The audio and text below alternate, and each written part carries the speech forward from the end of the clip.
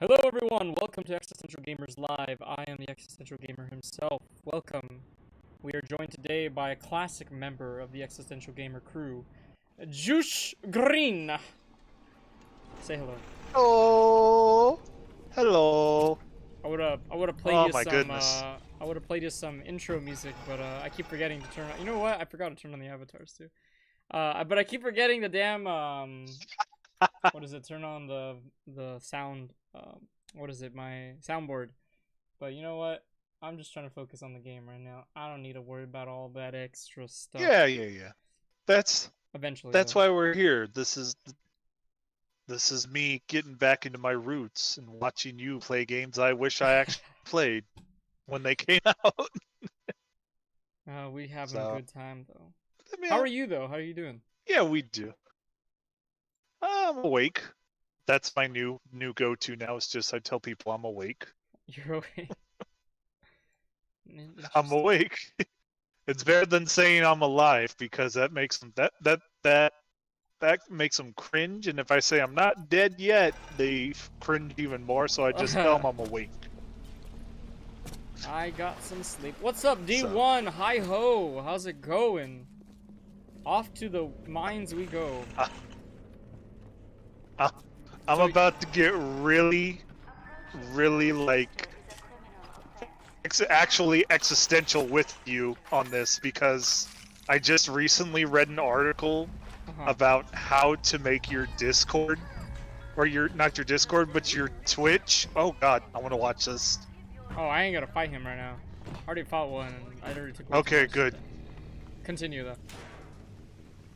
Anyways, there was an article about how to make your Twitch stream good, and one of the main pieces was to say hello to every person that pops on and be very cordial to them. So anytime I hear or I'm not sure how you are with having crossover stuff, but my friend Elena, she has a stream too, and she does it all the time, and it weirds me out because I'm not used to being on Twitch and on streaming and stuff a lot. So when I hear you do that stuff, I'm like, what's going on? And then I read that article and it was like, okay, that makes more sense. I get it now. It's like it's like if you're having people come into a party, you come in and you say, hey, how you doing?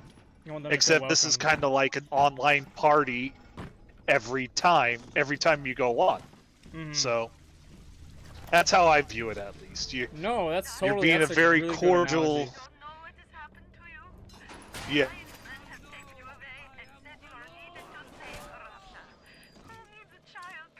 Interesting. That's what you get. He tried. Yeah, but you're like kind of super maxed out right now, aren't you? No. At least until you get around to a was it a big brother, right? Oh, Big Daddy. Big Daddy. There we go. I don't know. Should I waste my? Screw it. Excuse me. So you haven't played this game before, right? Honestly, I've played up to the first chapter. Like, I got pretty good and got through a lot of it. One time when I was at a cyber cafe out in Azusa, but I never got to finish it. So. But I know it's on Switch. I can buy the remastered versions, all the games, up to Bioshock Infinite, and I just haven't done it yet. I'm not a big first-person shooter fan. I hate the control mechanisms. Really? Having to do the toggle between. Yeah, no, I would say my brain doesn't allow me to split enough to be able to not only navigate aiming, but also navigate exploration or being able to move. If you don't mind me, it's a total pain in the butt for me. Yeah, if you don't mind me saying, I know you told me before that you have ADHD, correct? Correct. Do you think that might be a reason because of that, or do you think it's something else? I would assume so. I think so. I think I can't like properly handle it. Oh, woo, but watch out now. Oh, I can't destroy these. Oh, I thought I could. what is They're going everywhere. on? There's turrets everywhere. Oop, wrong button. I actually watched a video on. I have not tried the Sorry, somebody in the chat said if I try the. Hey, what's up, Agba? Just realized it was. No, I have not tried the PTV of Dead by Daylight. Did a new killer get dropped? I didn't even know. Actually, I thought. Yeah, I was gonna say. I heard about that before you did. Woohoo! Who was it? I don't know. I don't remember, but I remember hearing about it. Been so busy lately. Jeez, what the hell is going on? Is that the turret? Is Nemesis? Oh, I gotta go check it out! Holy shites! That's so cool! I'm excited. There you go. I'm excited. Oh my god, that's some good news. Alright, we'll check it out at the end of this week. I want to finish all the games that we have. Hell, I think we might do a Saturday night then. Oh no, wait, no, I gotta do something Saturday night. Damn it. Oh, Late no. Saturday night. I don't know, we'll see. Sunday morning? I don't know. You social interactions on Saturday night? Who'd have thought? I have something that I need to go help somebody. I still stand by what I need to go see D1 so I can slap him for all those music quotes that he keeps throwing at me every day. I'm coming, man! I do like this man. I'm just I must meet him. D1's awesome, though. Yeah. Get... Where? Get what? I'm, like, worried now, because he's always pointing out things that I'm missing. Oh my god, you slide around in this game. Look at that. It's so weird. I'm trying to get that bandage. Something underneath. What was I talking about, though? Oh, yeah, we were talking about the ADHD thing. I saw a video talking about, we were talking about how ADHD... Like, you could study a bunch of stuff, you could know your knowledge very well, but for some reason, when it comes to performing that knowledge, it, like, everything falls apart. Like, you have to go about it at a certain method, and I just find that very interesting. I don't know if you have that issue. If it kind of happens like that. Yeah, actually, I do. Yeah, because you know who else has when ADHD? It comes to... Yeah. You know, he's talked about... No, I don't have it. I thought I did, but like I don't have the symptoms and stuff like that that come with ADHD.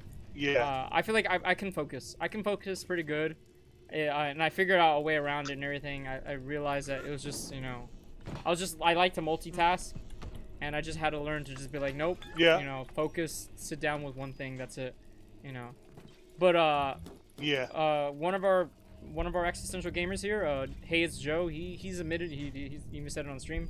He has ADHD as well, and I've noticed that with him too. Like when we play video games, that dude will know so much about a game. He'll be like telling me all the stuff that I need to worry about, check out.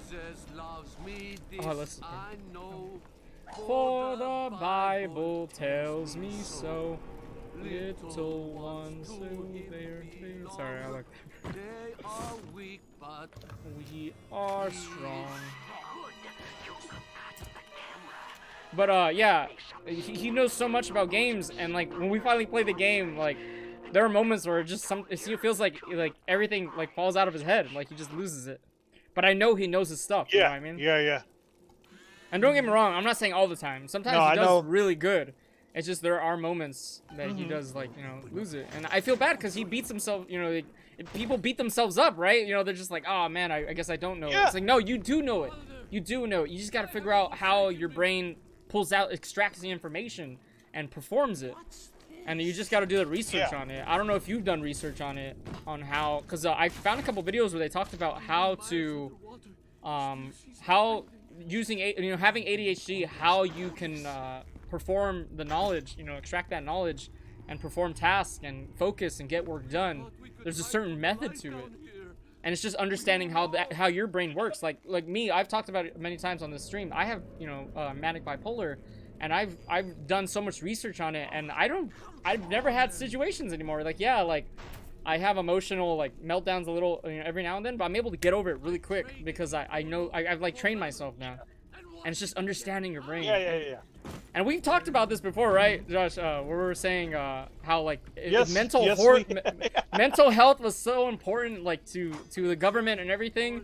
And we taught kids, like we learned about we helped them learn about themselves, understand their brain, and then we could teach them how to like understand their own brain. It'd be amazing. It'd be a whole new world. Man, I need to send that to Wana when I go back in tomorrow. She's part of this task force to help expand and kind of like, well, what is it? Improve on the things going on in schools.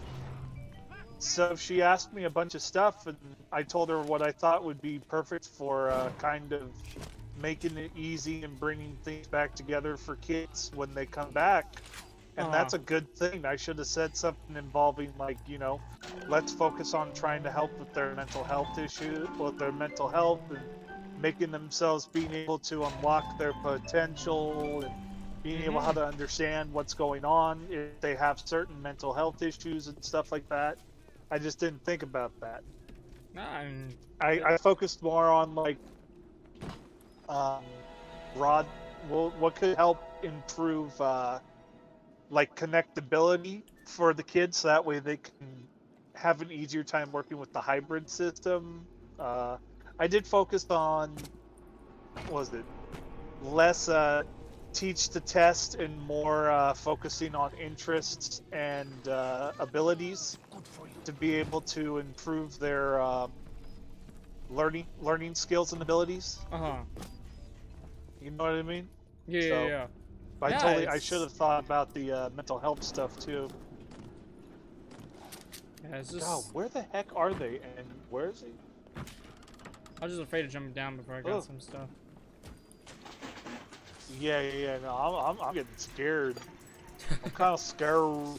God, I remember when they first announced this game, like, it was just unbelievable. Like, it was like a whole new ball game. Like, ugh. Yeah. I wonder if you would count this game as an immersive sim. I think they wanted to go for immersive sim, but they didn't really quite get there. And what up, Junior? Sorry, I didn't say hi. I saw you say yo, and I wanted to let Josh finish what he was saying, so I can. So, I want to be respectful. I wouldn't necessarily call it immersive, but it does host the same kind of structure that I would say recently Mortal Kombat did, with having a new character introduced that you can connect to, because the character here is vague enough anyways that it makes it easy for you to attach yourself kind of from your reality stuff into their reality. Shit. So, Taki mushrooms. Shito. I'm helping you censor yourself. Shijaji. I have a lot of questions for you today, man. I was actually excited to talk to you because I like our conversations. Yeah, not that I don't like everybody else's conversations, but I just like Josh's a little bit more. No, I'm just kidding. I had to be careful with that too when I was doing that on the podcast, which I still haven't started up editing and recording new episodes. We're supposed to do another it'll one. happen eventually. Nah, we are supposed to do another one.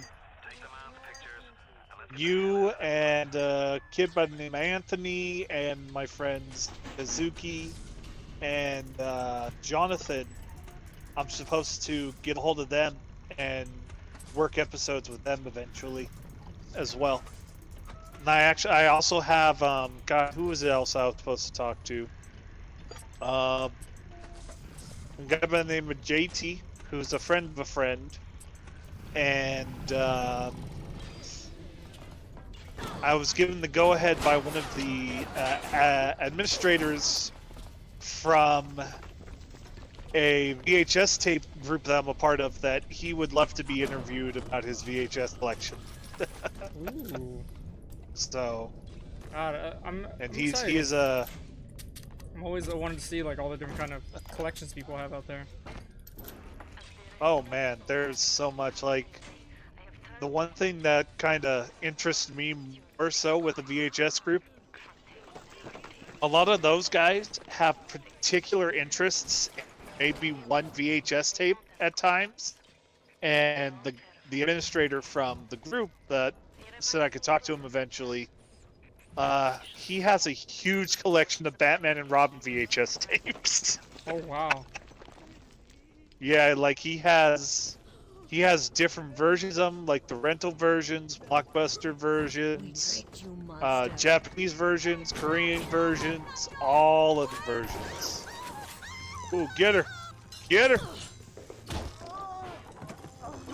I did it. Oh, ah, ooh, ah, ooh. Oh, what is going on? So, today's episode is sponsored by. Actually, I forgot the sponsor. Let me check. I have it written down here. Sorry. All right, the COVID vaccine. You have Get yours now? today, please. No, I don't. I just make it up every time. It motivates me to one day have sponsors, so I make up sponsors every day. If you haven't got the COVID vaccine, you should probably go get it. You know, I'm talking to myself too because I haven't got it yet. Oh, but the availability for, dare I say, people who don't have money, it's kind of hard. Yeah. If you can, I mean, get it when you can. I mean, just But stay you're a safe out there. You're a school district employee, so you should have access to it. I mean, not right now. I was waiting for them to rehire me back, bring me back. They sent me a letter and everything. They're like, hey, we need you back. And then I was like, yeah, I'm down. And then I turned in all my paperwork, and then they haven't said anything to me. So, I don't know. Oh, also, you are part of the union now. You know that, right? I did not.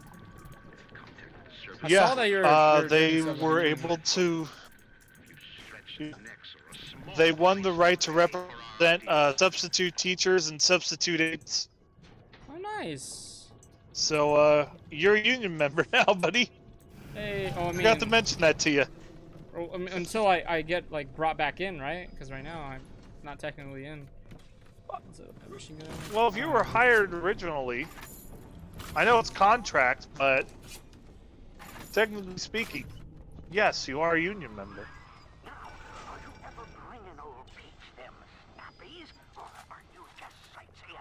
Oh, right. I'm supposed to do that. I have to take pictures. Penalty. Odd. Subject is dead. Oh. The pictures of cameras. Why do you have to take pictures of living people? Cause, he's a freak. I don't know. He's a weird dude, man. I need more of these. Aren't they all? Aren't all the characters weird in this, more or less? I guess. He's weirder than weird. I ever told you about shortcut words? He's a How scientist. I don't like shortcut words. Like when you're being when you're just messing around, I don't mind them, but when you're like being serious, I don't like shortcut words. Heuristical What are words. shortcut words? So like saying Heuristical, lazy, heuristical. You know what heuristics are? No. Why are vending machines broken? I asked for liquid nitrogen, but they gave me squirt gun. Oh my god, sir, stop. Heuristics are what our brain does to conserve energy. So they pretty much come to quick conclusions using information that we've already gathered. It's kind of what leads to racism, because your brain kind of goes straight to something. Instead of trying to use critical thinking skills and being like, well, this situation's new. Maybe it's not the same as you before. No, your brain goes, well, we've dealt... Kill him? Oh, apparently he doesn't die. Oh, I used the wrong weapon. Let me take some pictures really quick. I'm just lonely. I'm lonely. I'm just lonely. I feel that, buddy. I feel that. But yeah. Mutant people. So yeah, heuristics. They're just mental shortcuts, pretty much. And why I say that. That is interesting.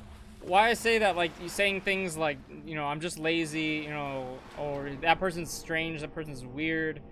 They're mental shortcut words. Or saying like something's common sense.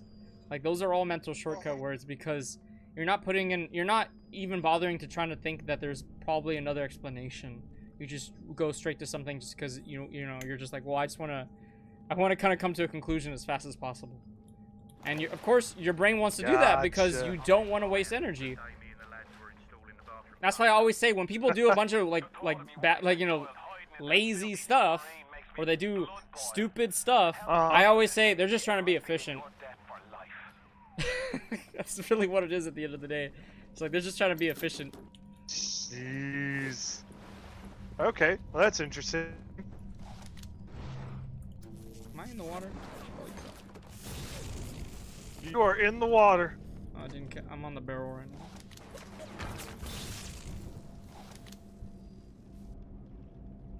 But yeah, I just. But yeah, heuristics. Shock the hell out of them. Heuristics are bad. It's kind of like when somebody. It's kind of like when somebody says, "Why do they look like a criminal?" It's just like, well, I mean, look at them. It's like, uh-huh. Well, I mean, the way they're dressed and everything, it's just like, okay, but you don't know that they're a criminal. Yeah, but you know, it looks like they're a criminal. It's like, yeah, you don't know. Well, to make the assumption that somebody dressing in a Dodgers uniform wearing a bandana is a criminal is kind of just like, nah. Because Yeah. I could myself one day pop up in a Dodgers jersey with a bandana and be like, am I a criminal? And they'll be like, oh, it's like, well, then... And see... Okay.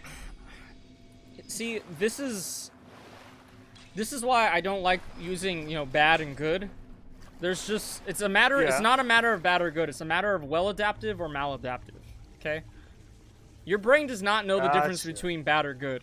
It just does things, you know? It's a product of nature, you know, and we are just, you know, a result of that. And so, like, you gotta understand that, you know, racism and all that bad stuff, like all that stuff that's not, like, you know, bad socially and everything, that's really bad and all that. There is a purpose to it. It was, you know, it's there to, like, protect you, but it's just maladaptive because it's not necessarily necessary. I mean, it's bad because you're all assuming all these things that, you know, are not necessarily, they're not true. They're not true at all. Not even not necessarily true. They're not true at all. Yeah. You don't know. Yeah. But they're there for a reason. That your brain does that because, you know, it's saved. It could have saved your life when, you know, when we were living in nature and stuff like that. It's like, oh, hey, that's a tiger.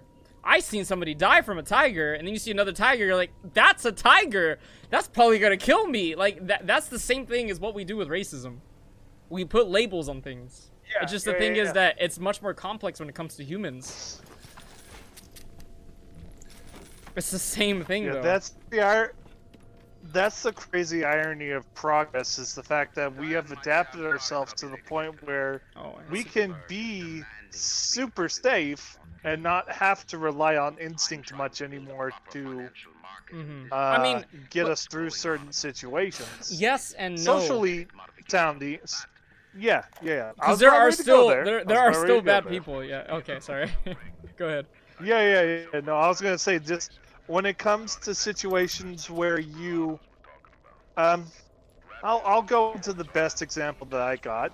I've just recently learned a lot about manipulative tendencies and people using their the ability to be able to manipulate and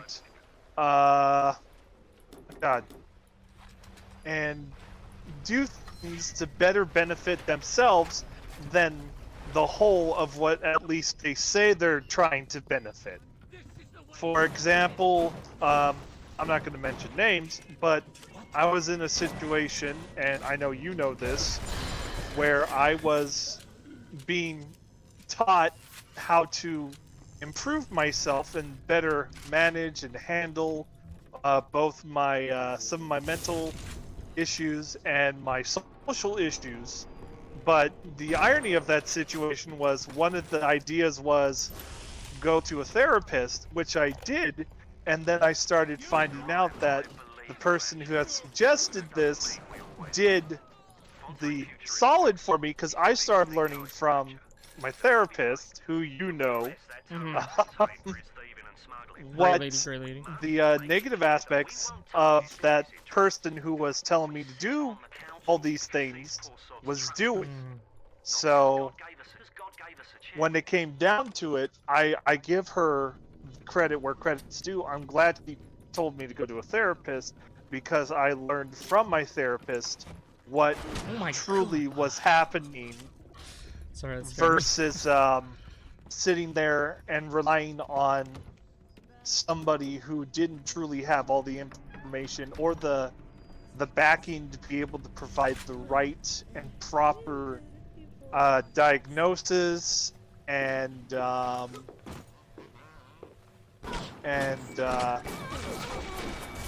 strategies to be able to help improve my situation. Yeah. You know what I mean? Mm-hmm. So if she ever decides to listen to your Twitch, which I doubt she ever will, but I'll give her the credit where credit's due. I'm glad she told me to go to a therapist, because if it wasn't for her, I wouldn't have bettered myself and started to notice toxic people and their toxic tendencies and avoided them like the plague. Mm-hmm. I've had a couple of mess ups here and there recently, so but I've learned and I've gotten better at being able to differentiate good people like yourself, because you're one of the good ones, sir, and versus people who are toxic but not necessarily like they're not bad in the sense that they're a bad person. Mm-hmm. They've just had they've had maladaptive tendencies. Yeah. Maladaptive tendencies. Yeah, they learned how to survive, I guess, the wrong way is the best way to say it. Hey, instead of friendly fire. Yeah, so, I totally get that. Yeah, There's a couple people in my life too. Maladaptive tendencies. There's a couple people in my life that I love them very much, and I enjoy being around them. I really do. But at the end of the day, like they leave, I leave feeling less of a person than I should be, and in a sense, you could say that's on me. But at the end of the day, like they're not good for me. They, in a sense, bring me down. No, you gotta look at the situation in the sense of what is it that you get out of the relationship that benefits you with them, and vice versa. You know what I mean? Mm-hmm. So it's like one of those, what am I getting out of this by hanging out with this person? Mm-hmm. And there's always something to gain or benefit either you or the person you're hanging out with, to enrich and enhance their lives. It's not necessarily, it's kind of negative and I don't get anything out of it. You do get something out of it. Whether or not it's something that you eventually want to keep holding on to is up to you. Mm-hmm. I guess in a sense, what I mean? In a sense too, it's these kind of people, I do want, they're enjoyable to be around, but I guess in a sense, I feel like I'm not strong enough to be around them all the time, because like I feel like I can handle them for a bit, but if I spend too much time with them, I start getting, like, in a sense, like, infected by their toxic tendencies. Exactly. Yeah. And that's the weird thing about being human. I was gonna say, I'm sure that I have that effect on some people too, because there are times where I do kind of give it a negative mindset, and I'm trying my best not to be like that anymore. I want to be positive all the time. I want to be there. I want to be able to just be like, hey guys, I'm here for you all the time. I'm here to be a good friend, and not all the time. I got my own things. To do, But it's best to see it as it's never really you, at least in my perspective, it's never really you having a negative outlook on life. It's just having kind of a situation that you just don't like at the moment happening. You know what I mean? yeah. Like, you can always change things. There's nothing stopping you from changing anything. It's just you kind of have to take a step back and re-strategize and retool and rethink to turn that negative into a positive. Now, though there can be situations too, and I would say in the sense of abuse and possibly I don't know, racism. There's at least to me, kind of harder to reevaluate and I guess re-strategize those things, because sometimes people are just stuck in their ways and there's nothing you can do about it. Yeah, at the end of the day, especially when it comes to an abuser. Yeah. I was gonna say at the end of the day, yeah, there's nothing you can do about it. You have to kind of leave them on their own devices. But hopefully they can somehow see themselves out of an echo chamber. I don't know if you've ever seen the movie American History X. Yeah.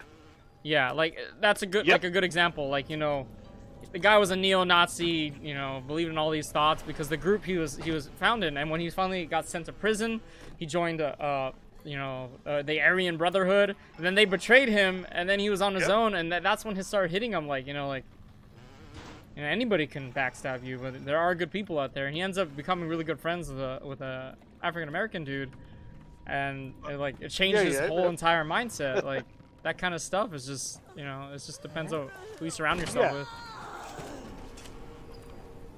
And it comes down very well to the idea of only you can change your mindset. You can't change anybody else's mindset. It's you take care of yourself first, and then possibly, depending on who you're around and who you can influence, it will change them too. Yeah, that's why at the end of the day, you have to go out on your own. You have to just, for at least a little bit, shed all aspects of comfortability. You know, all your usual people you hang out with. Just spend some time really finding yourself. By yourself. Yeah. And go study stuff. Go study different perspectives. You don't have to adopt those perspectives, but really go check them out and compare them to your own. And really think about, like, you know, like, why do these people think this certain way? And it'll really help you understand. 120%. Yeah, it'll really help you understand and see a different aspect to the world. That's for sure. I'm going in circles now. For sure. I'm just trying to. You are. I am. You're trying to find more stuff. I understand. Oh. How do I get to this dude? Hold H to get a hint if you're stuck. Oh, I hit the wrong button. Actually, no, in fact, I don't really want this. Get him! Ooh, I shouldn't have done that right next to it. Who's there? You know what? I don't really care for... I'll hurry up. Hey.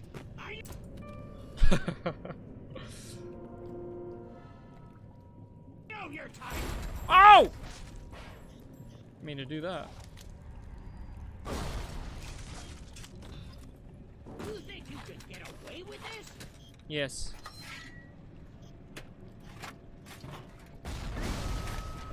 Oh, I destroyed my own robot.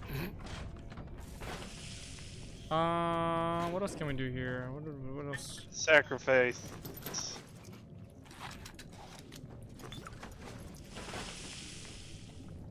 Oh, I killed him though.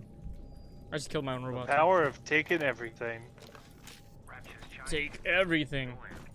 So do you know the story behind this game? No, actually I don't. So It's about you're this dude. Like I don't want to explain the whole story because I don't want to ruin anything for anybody who's played this before.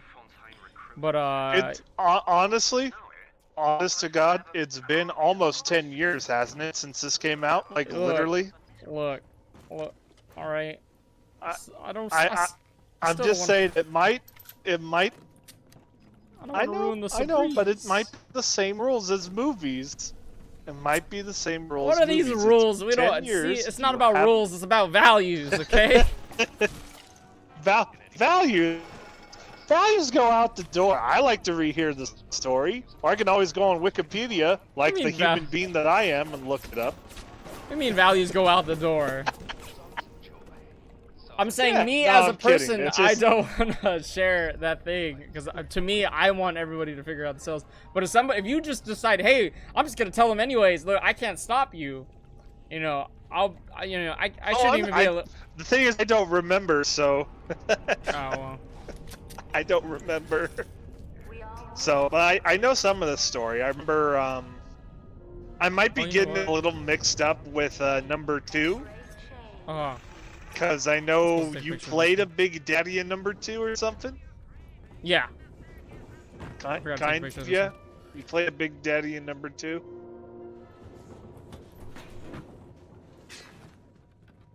Yeah, you play as Delta, I think his name. Yeah. Would you kindly? But yeah, you're some dude, airplane crashed, just to catch you up. Then you start getting into all this nonsense. Atlas here is just like, yo, what the fuck was that? Whoa.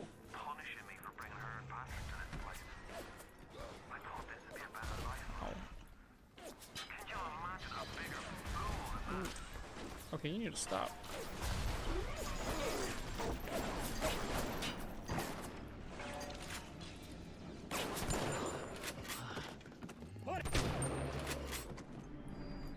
Ah! Where'd she go? Surprise, surprise! You got her. Hey, what's up, my dude? Oh, man.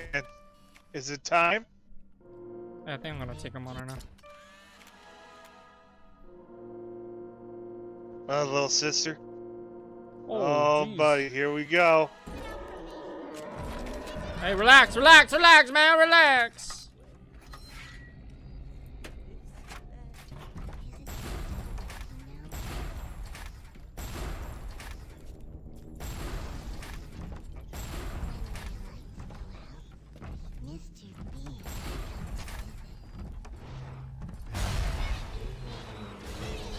Oh, what? Oh, okay. I thought I caught it, but alright. Woo! Just one-shot me. I needed to pick up ammo anyways. You got hit. Oh, hey, there's a thing here. You got hit hard. Somebody to watch. Once he was just a menace, to be convicted and hung. But he always manages to be where the evidence Did you kill little sister? No, I don't think she type of hoodlum. Okay, I was like, what the hell? Heck. Oh, right, you can't cast proximity mines, that's why. That makes sense. Oh. Uh-oh.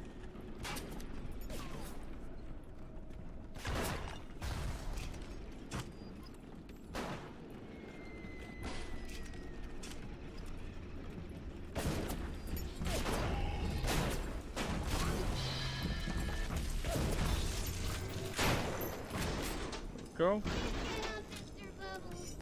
Get up, Mr. Bubbles. Are you gonna be nice? No, you're not gonna be nice. Yeah, I am. Oh no, you are gonna be nice. Aw.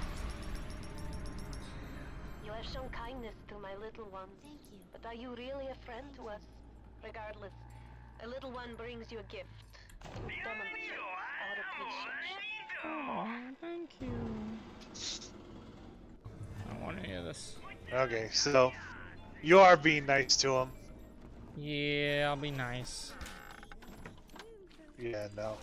I think I remember Andy. Andy played through one time being mean and like actually ripping the slugs out and everything. Uh-huh. He felt terrible. He was like, "I'll never do that again."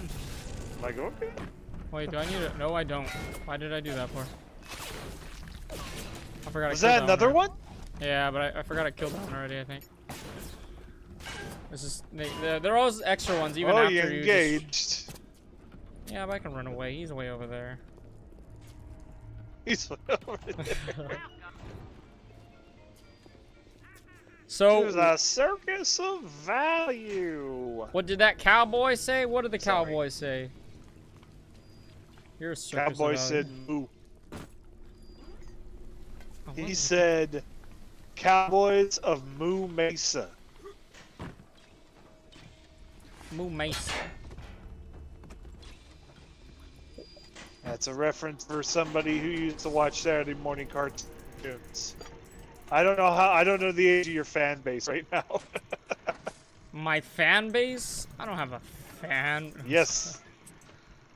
You have friends and people who pay attention to you.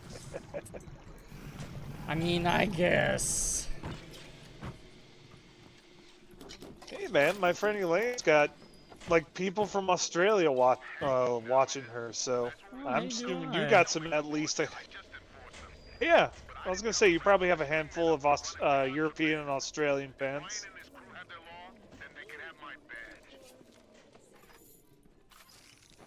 Ah! I hear them. Oh shit! Woohoo! That's close. That was the lady that was throwing crap. Oop, West. Oh no! I didn't write on that. You got attacked by your own proximity mine. That was the Big Daddy's ones. That sucks. Oh, let's get out of here. Either way.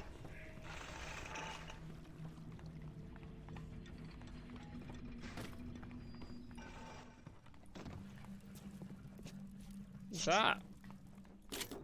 So you have What, I wanted doggy? to ask you, what progress did you make today? I want to ask everybody this every day now.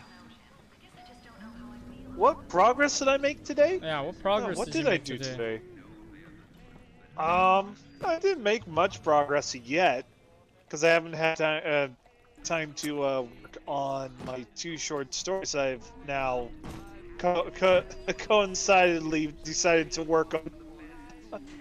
But I did work on cleaning up some of my grammar and punctuation and adding a bit to my second Burt Ward short story. And we're talking Burt Ward, the ooh, nice. The Robin from the 1960s Batman. Daddy's help. Make him think you're a little sister. Watch as he fights to protect you. Oh, I don't know what he said either. I was Nice. honestly not paying attention to that. Oh, to me? No, Whole he was business. Light up foes to well. Sorry. I want to Fusuru people. Throw da. I do want to do ice too, though. You get an extra health from stacked and bandages, machine increased damage you deal with the camera's bots and turrets. You see, See metaverse there. I say you have a lot of stuff to work with, don't you? Yeah, I don't want to use it right now though. I don't really need to. Yeah. So you were saying about the You're a skilled enough gamer. Oh, I'm working on 2 short stories. Mhm. One of them's getting published. I'm assuming in 2 different publications, which is nice. The second Burt Ward story I'm working on is almost finished, and I got a prompt from my coworker, Wana, about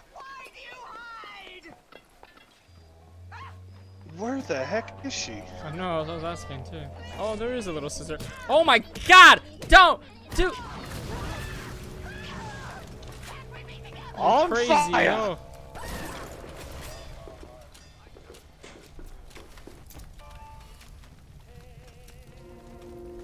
On You get actions. an A for a flaming mute.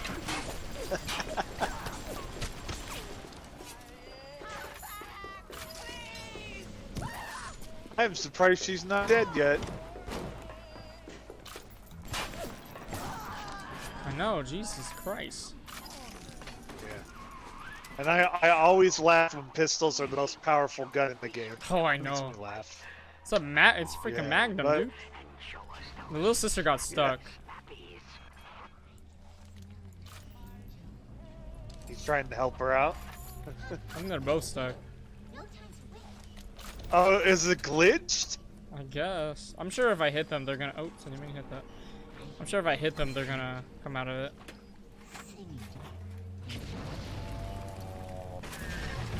Oh, he's in the water. I'm dumb.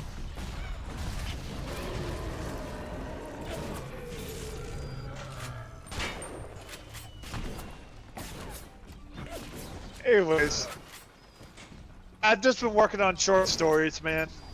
So, but Good. short stories. Keep messing me by. So, I'm running out of health. oh, I've written a bunch of articles too. Just random like thoughts and processes about music and chicken nuggets and movies. So That's good. Just keep writing I stuff. wrote a review. Yeah, I just been writing again. I did a song or two the other day. It just doesn't matter. I've just been everything that I like to write. I've been writing about it. Music, articles, stories, poetry. I've been in kind of a little of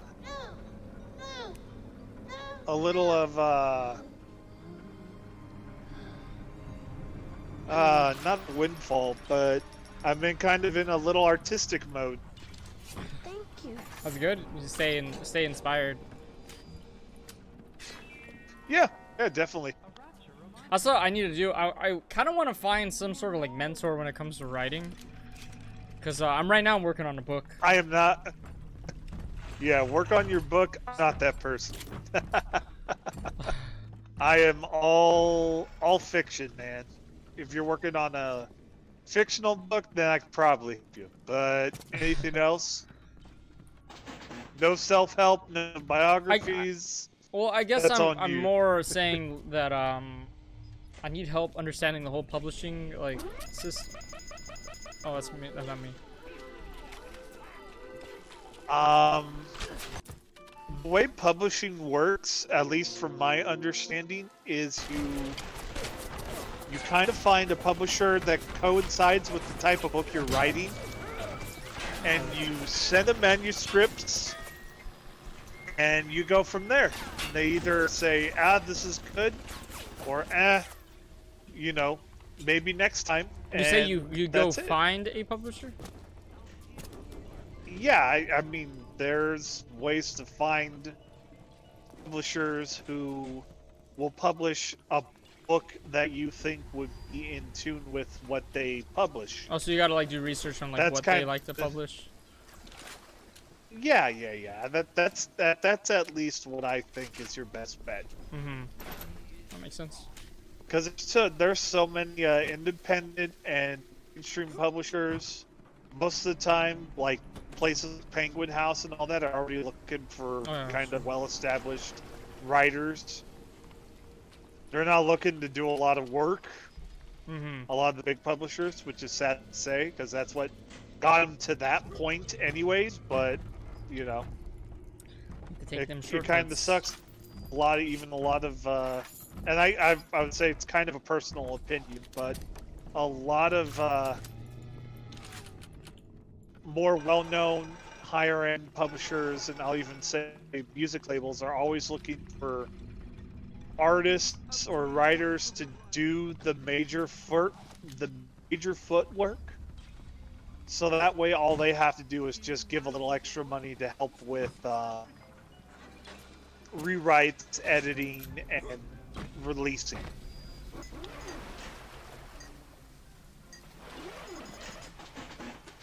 Yeah, I gotta do that then. You basically have to work your butt off before you even look into getting a publisher under.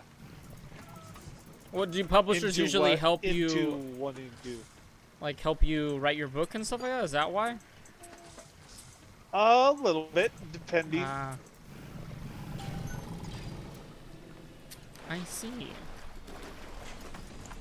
I'm Yeah. hoping that my book is good already, so I don't have to go through that process. Is it a fictional or a self-help? Sort of a self-help. I don't know why I would assume those would be the two. Okay. There's plenty of self-help books. They're always looking for people to write that stuff, so you're good. And I have a feeling it's more of a philosophy book, too. Yeah, it is. I It's more assume. philosophy. Yeah.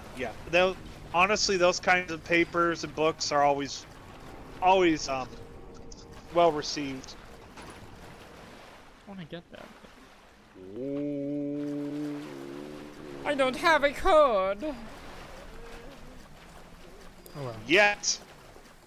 I like that attitude. I like that attitude. Yep. Alright, let's go talk to this dude. Who's this dude? Knock knock. The warp rat didn't get himself that. You got something from me and my crew? Or are you just looking to get criticized? You set here a spell. I needs to set on some coffee. Maybe put on silverware and the like.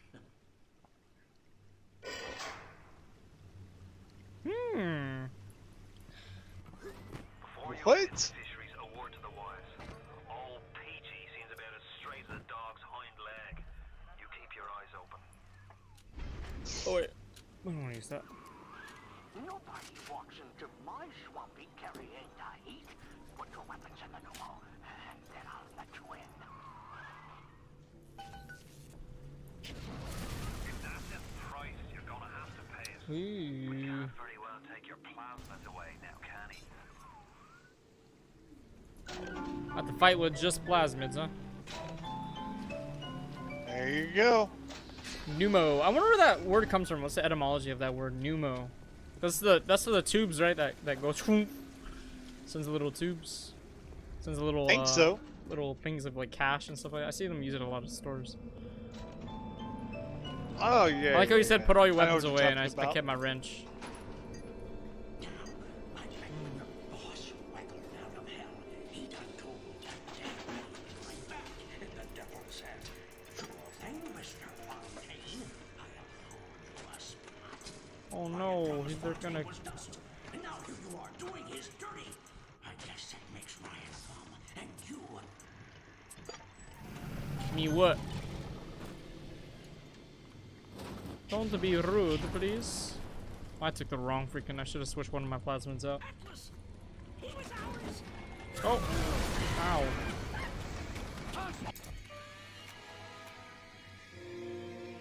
Oh, he's a nitro slicer. Jeez. Are all the bosses nitro slicers?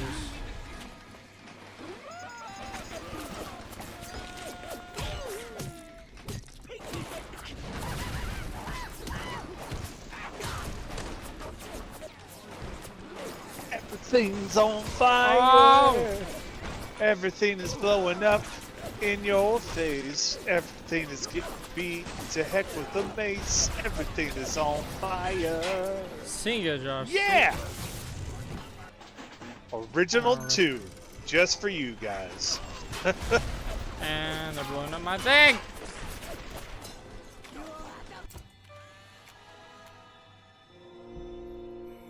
Taking pictures all day, man. Dead. Oh, Oh, I'm dying. dead, dead. Dead. Submarine bay was only used by smugglers and thieves. More than likely, Hey, stop that. Oh, I didn't mean to do that, but okay. I got some points. My weapon's back.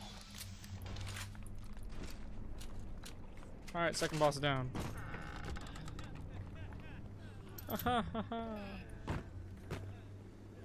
Who's crying? Oh, you know. No, I don't. I don't. Oh, you That's know. why I asked. I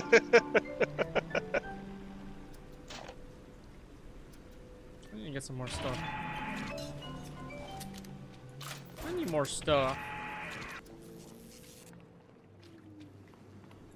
You need more slots I need so more you can have some stoof. more of them magics. I think I've talked And I about don't this care on. if that's the wrong way to say it. I think I've talked about this on stream, but oh, pistol damage increase. You know what, baby? Yeah. Do it. What does it say though? Have I ever told you about what do they call it? The split brain studies. I think I have. Yeah, I think you made mention of it.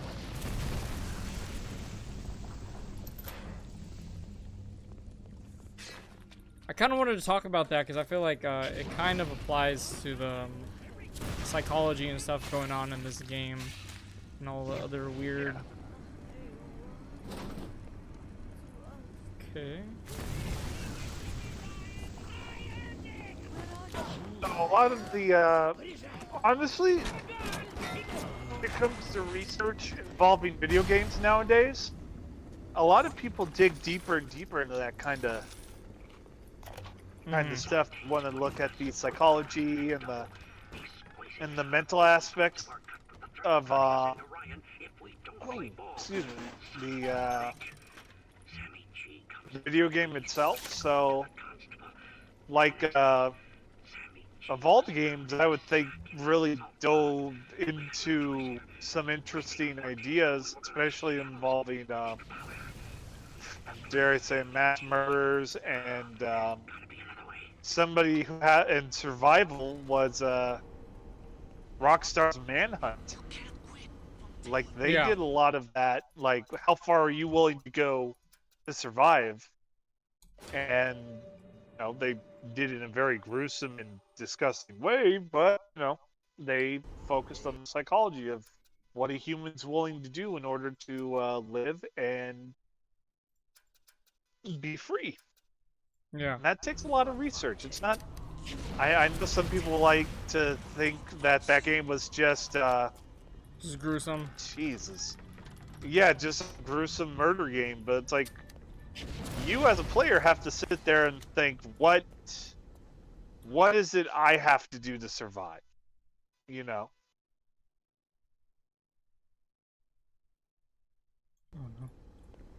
I found director's commentary. So, director's commentary? Yeah, let's check it out. One of the biggest challenges a rational face Ooh, let's watch this. Figuring out a way to retain the feeling of a deep RPG while making the game accessible to a broader console audience. Oh, I forgot about the crossbow. Gonna get that later. Succeeded in creating an intricate system of weapon and character upgrades that gave the player choice and customization. I think what I like about Bioshock is the theming that they put behind it.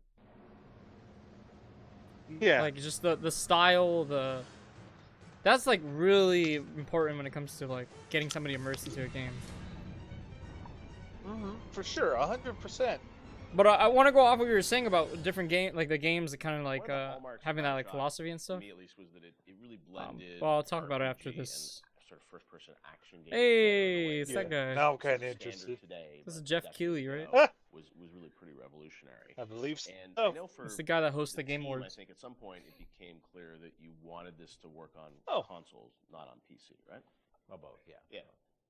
But so the idea of doing a console game and a PC game, and doing something that sort of felt like a shooter but had much more depth. And I know in some of the early design docs you talked about sort of creating an FPS plus versus an RPG light. What was the difference in your mind between those two? I think for us, the big difference between System Shock and Bioshock ended up being that System Shock was more about your character growth and Bioshock System Shock. That's the game I plan to play. That's the game you gotta play eventually. Yeah. I have both of them on Steam. For that one. Either our team to make enough assets, I'm ready. Or the visual. I want to be a part of those episodes. Dude, it's been an hour already. That went by fast. The art team was so strong that. Don't say that. Yeah, it has been an hour. Holy moly. That means we were having a good time. Right at the beginning, that was not really the concept. Yeah, no, that's good. But as we started building things, we could realize that the visual. That puts me right at dinner time, so I will be happy. Was really the star of this thing, and telling the story outside of cutscenes, telling it in the world. So the game. That is very true. Bioshock is really good at that. Telling him the story, telling him or her. There's not a lot of Yeah, no, cutscenes in the game. honestly, that's one of the. For the time. No, Quite different than what but you had seen. integrating the storytelling into the game itself helped. That's one thing I liked about it. But I think System Shock 2 was even more ahead of its time in terms of that growth thing, because we defocused a little bit. Primarily, part of it was just figuring out how to do that all on a console controller was very tricky.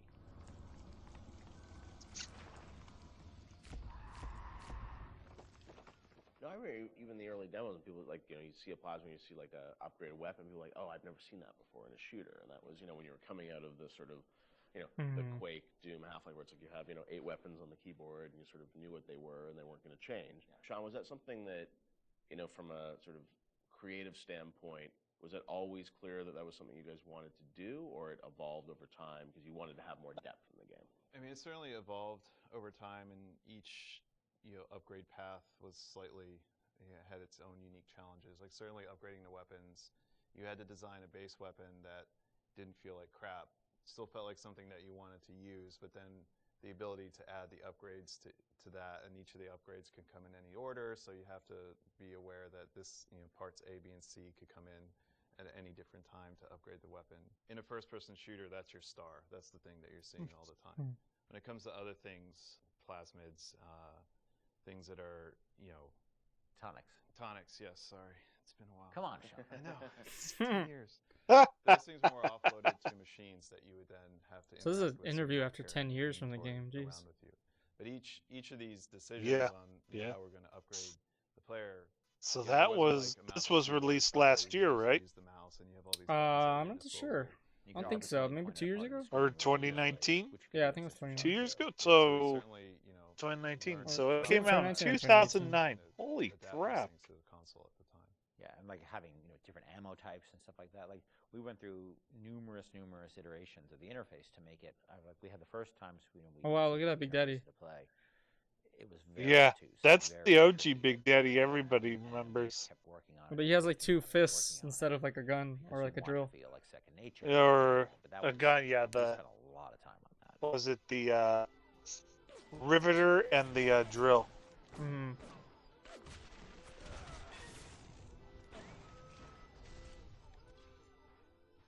What motivated the idea of having so much choice in the way you could sort of play through this game? What was it to give the player a better sense of authorship over the experience, or what was driving that? I've always liked the idea of giving the player a lot of agency in terms of their play style and experimenting with the play style. Agency is very important. Seeing what worked and didn't work, and interacting with the environment. The notion that it's sort of a playground that you get to play around with and imprint your own desire on was great, because I think we were more skeptical about being able to do that with story at the time. In fact, so much to the point where that became almost like a joke. That becomes the meta joke of the game of how little agency you have in your story. But agency in terms of how you play the experience and how you load out your weapons and how you interact with the environment. Bioshock Infinite definitely plays on that as well. Like you can shoot them with the shotgun or shoot them with the the pistol. That was really important. That's the one thing I like a lot about Bioshock Infinite, especially when I saw the commercial for it. It put me in the sense that I had more control over what was going on. Like locking Adam behind Big Daddy and the little sister. Like you can't get Adam unless you deal with the Big Daddy, which then becomes a roving boss. I still haven't finished Bioshock Infinite. I gotta put that on the list too. That I don't know if we planned that from the start, or was one of those happy, like serendipity, like this decision that we made about putting Adam behind the Big Daddy totally works, because now we have a different type of boss fight that you hadn't really seen in other games. Actually, it was the other way, because what happened was originally there was no concept of Adam, and Big Daddy just had money and other treasure on them, like every other splicer. Yeah. And they were so tough, nobody would ever fight them, because why on earth would you go after that guy? Right, go off a bunch of small splicers and get the same amount. Yeah. So we had to come up with a currency that was exclusive to them, because we knew that was where the fun was, right? But we also knew people were terrified of them, and we didn't want to fight them. Right. So video game development and system development is a lot like economics, right? In economics, you try to encourage certain behaviors. I've heard that comparison before. Tax policy. You want business growth, so you lower taxes on certain segments of the business economy, or you want to encourage, people to move into this area, so you make incentives to move in here. We had to make an incentive for players to fight the Big Daddy, and Adam became that incentive. And then once you had this Adam, then you had a new piece of narrative, which they could then incorporate back into the story. That old tasty Adam fucking drink. Stay away from her, or it is you who will be shot next. Easy now, Doctor. He's just looking for a wee bit of Adam. Just enough to get by. I'll not have him hurt my little ones. Talk a bit about the plasmids and the vending machines and that sort of whole approach to, I guess, what is kind Jeez, of how long is this thing? but coming from PC games, used to strategy games. Might have to stop and It's continue. got to be at least 10, 15 minutes.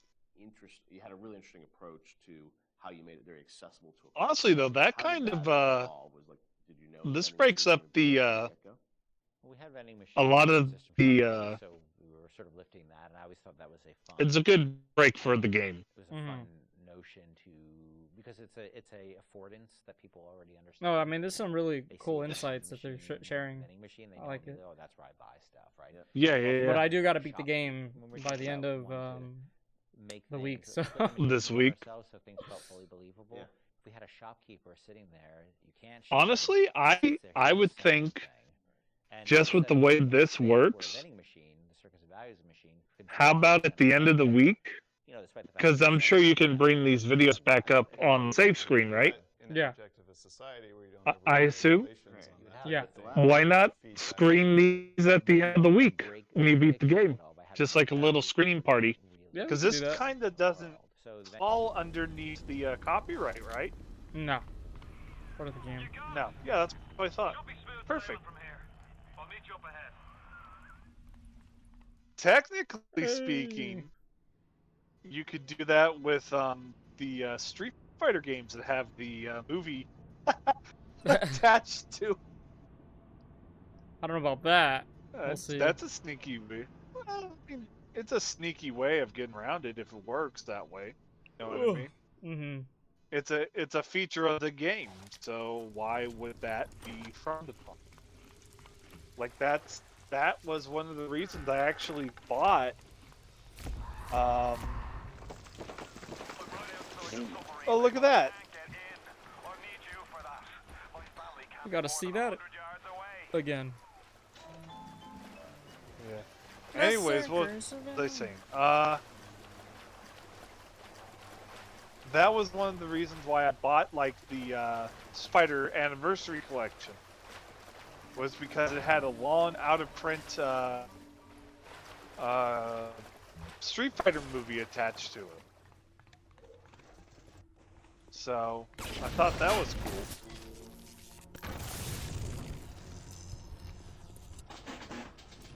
Get him! Well, I was talking before we started the documentary thing. I wanted to talk about a couple of games that actually are pretty like profound in a sense. That kind of give you that, like almost like a lot of philosophy in it. And I feel like this game is one of those games. But I'd argue things like Silent Hill. What was the other game? Sorry, I'm trying to think. Why am I forgetting? I was thinking about this earlier too. Apparently, near Automata, Ico, Shadow of the Colossus was really good at that. Yep. Turns out Ryan's chain is made of That was another game I'm forgetting. sort with the big iron ball around your Apparently, I wouldn't want to make.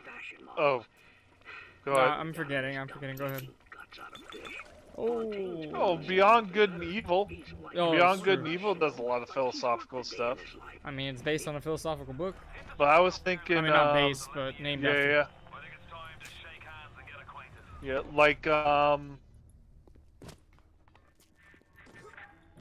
I hate it because this is it's kind of a bad memory for me because I remember I wanted to play this game, but Oh. I was told by a friend I wasn't allowed to because I was dumb. So Oh my I was God. kind of like, well, that was mean. But it was Myst. I've always wanted to play Myst, and I never got around to playing it because of that memory of being told there's no way you're going to be able to play this because you're dumb and you wouldn't understand it. And it's like, that's mean.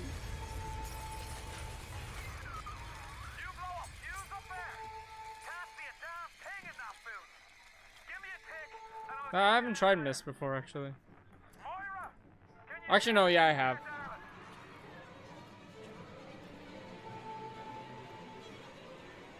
What's going on? Apparently his family's in there.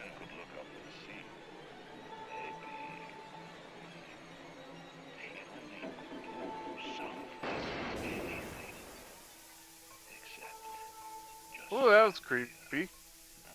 I have to fight them all.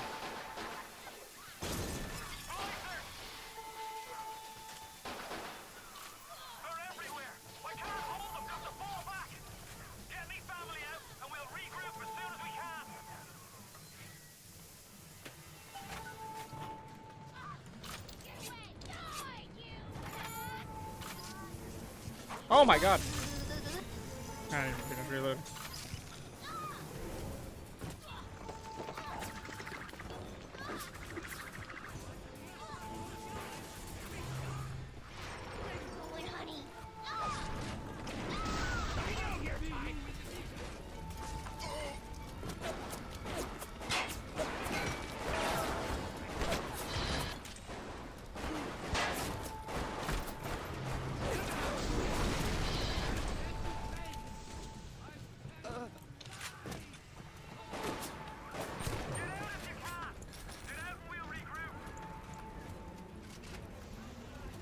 You get invested here? Yeah, I'm actually watching and paying attention this time. I know it got quiet. I was just like, you picked one of the more intense games, and I'm just like, oh god. ooh. Like that. That's the one thing about Bioshock I can say is like there's a point where you start paying attention, even if you're just watching, you get pulled in. And like I will agree with you. There is an immersive part of this game because like Damn. Did he lose his family? Yeah.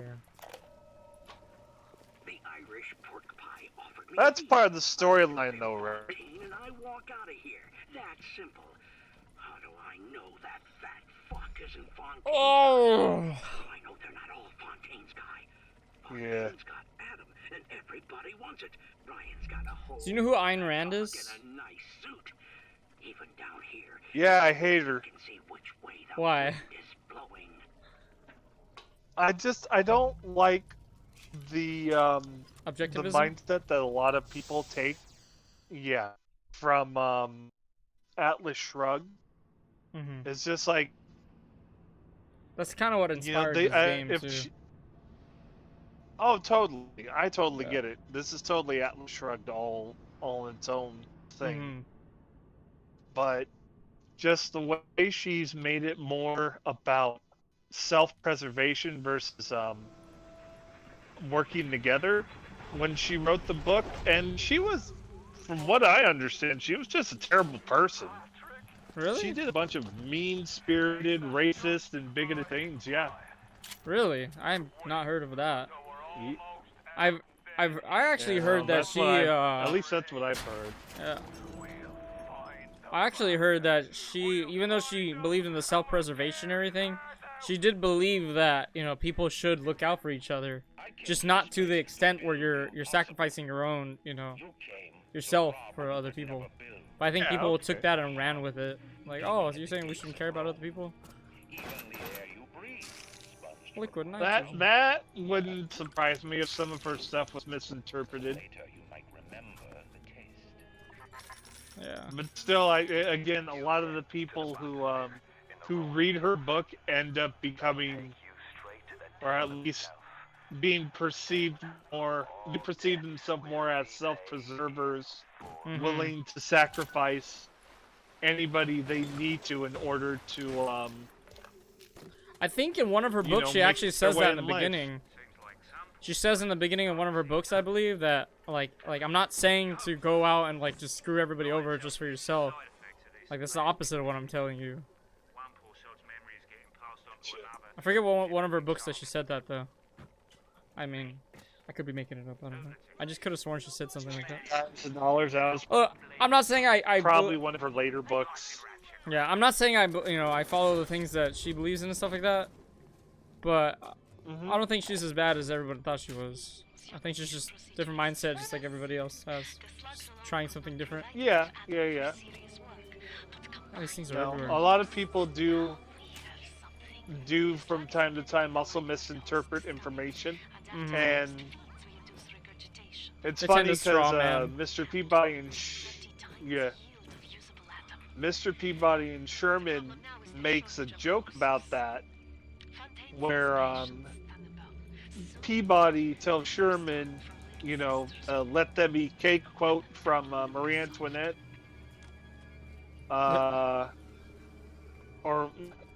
The quote from George Washington is like a made-up fallacy, but before that, Peabody makes mention of the "let them eat cake" quote from Marie Antoinette, and that is possibly a falsified and kind of made-up situation from French Revolution. You know what I mean? Mm-hmm. So it's like they both utilize falsified information to have a story about history, but then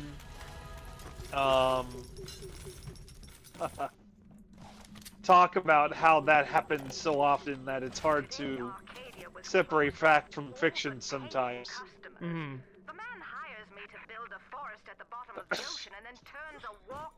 Yeah, and you kind of see a lot of that objectivism kind of happening right now, and I think that's why, like, if you were to talk to somebody about Ayn Rand's like philosophies and stuff like that, like, they'd probably be really upset because a lot of that's kind of going on right now. Like, it's weird to think it, but I think a lot of people are driving more aggressively now. Oh yeah, I've noticed that. Yeah, a lot of people driving way more aggressively than they used to. It is freaking me out. Like, I mean, I find myself doing it too, but it's more of a response towards, Ooh, okay, so I've been talking a lot. People, kind of being more aggressive themselves, you know? Mm-hmm. And it's not like I'm trying to get one up on them or anything to get to where I need to go, but I would like to get to where I want to go safely without having any problems.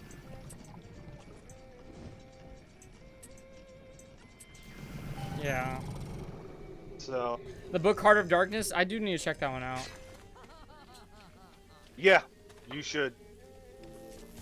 I haven't finished it because I am a terrible unfinisher of books. So recently I did listen to 2 books, which was great. Hey, that works. I actually as well. sat down. I listened to the audibles. Yeah, and they were books. God, which one was it that I was kind of like about, but it was okay. Give me a second.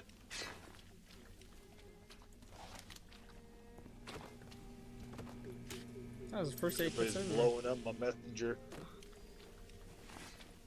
Tell them to stop. Nah, I got it on mute, kind of. Ooh.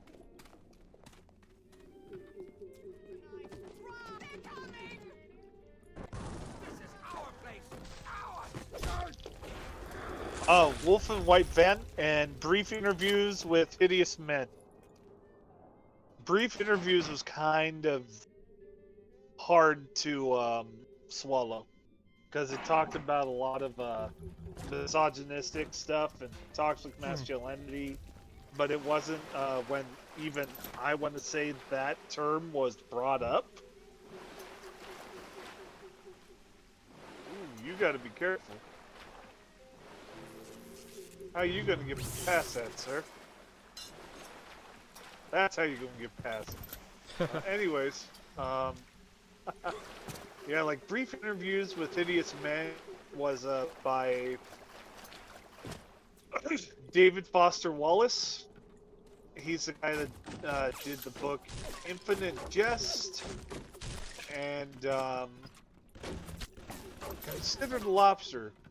I'm gonna dig into more of his books because he's actually an interesting writer, but the way they handled the storytelling in Brief Interviews was basically from the perspective of a woman who has just recently been dumped by a man, and she interviews a bunch of guys about their relationships, how they feel about things and stuff like that, and it went on and on. It's like, listening to how these guys talk just made me uncomfortable. I was like, ugh.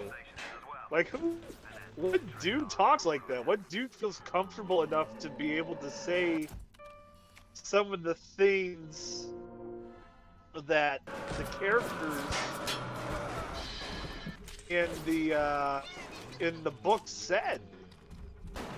Like, it's weird. So if you ever get a chance and you want to listen to an interesting book and feel uncomfortable for a while about dudes in general, Brief Interviews with Hideous Men is pretty good. So I'm not sure if that sold you on it, but I want to check it out. Yeah, it's an uncomfortable look at what sometimes some of the stuff that we subconsciously think about as dudes that comes to our minds. It's just Yeah, like, for sure. That's something I just recently got a more book. interested in looking at. Mm-hmm. Ooh. Oh, there he is. But Wolf and the White Van's really good though. In comparison, it's a book about escapism, and it talks about a young guy who starts a mail order RPG and focuses on his life up to the point where he has a failed suicide attempt. It's really good. So This is my territory.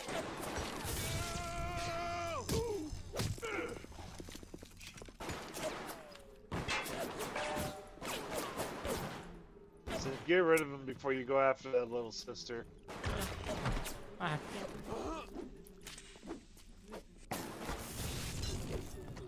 God, this guy's freaking strong as well.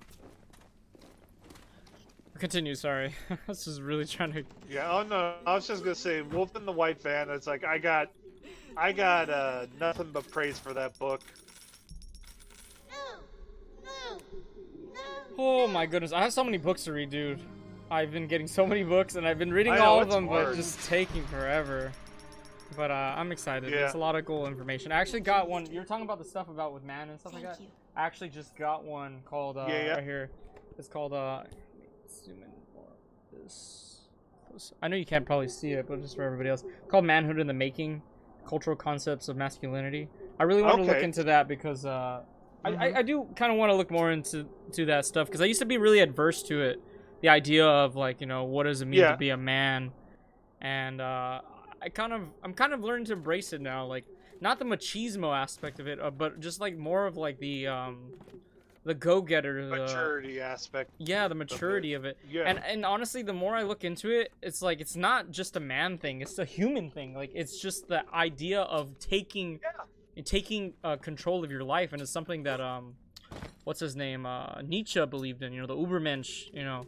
Of course, back then, a lot of the times, you know, it was more focused on just, you know, the man. Like, what does it mean to be a man? But I believe both man and women can accomplish that, you know, ability. For sure, no, I agree with you on that. And I like the aspects that I like nowadays, coming from the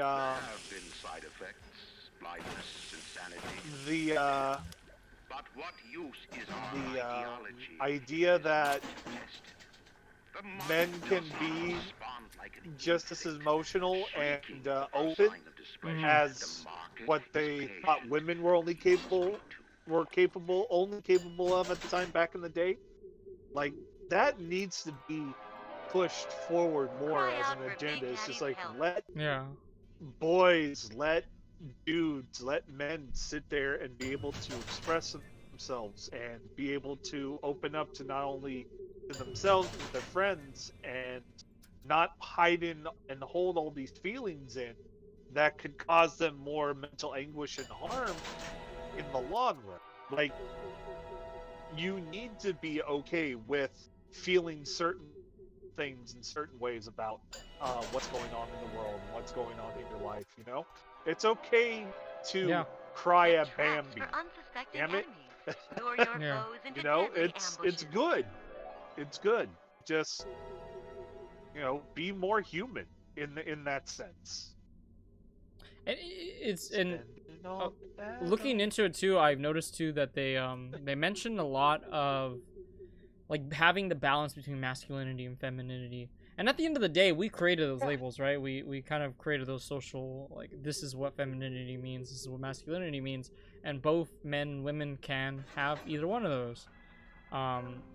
But you know, if you look into something like what's his name, Jordan Peterson, you know, he believes that, you know, people are more akin to the other.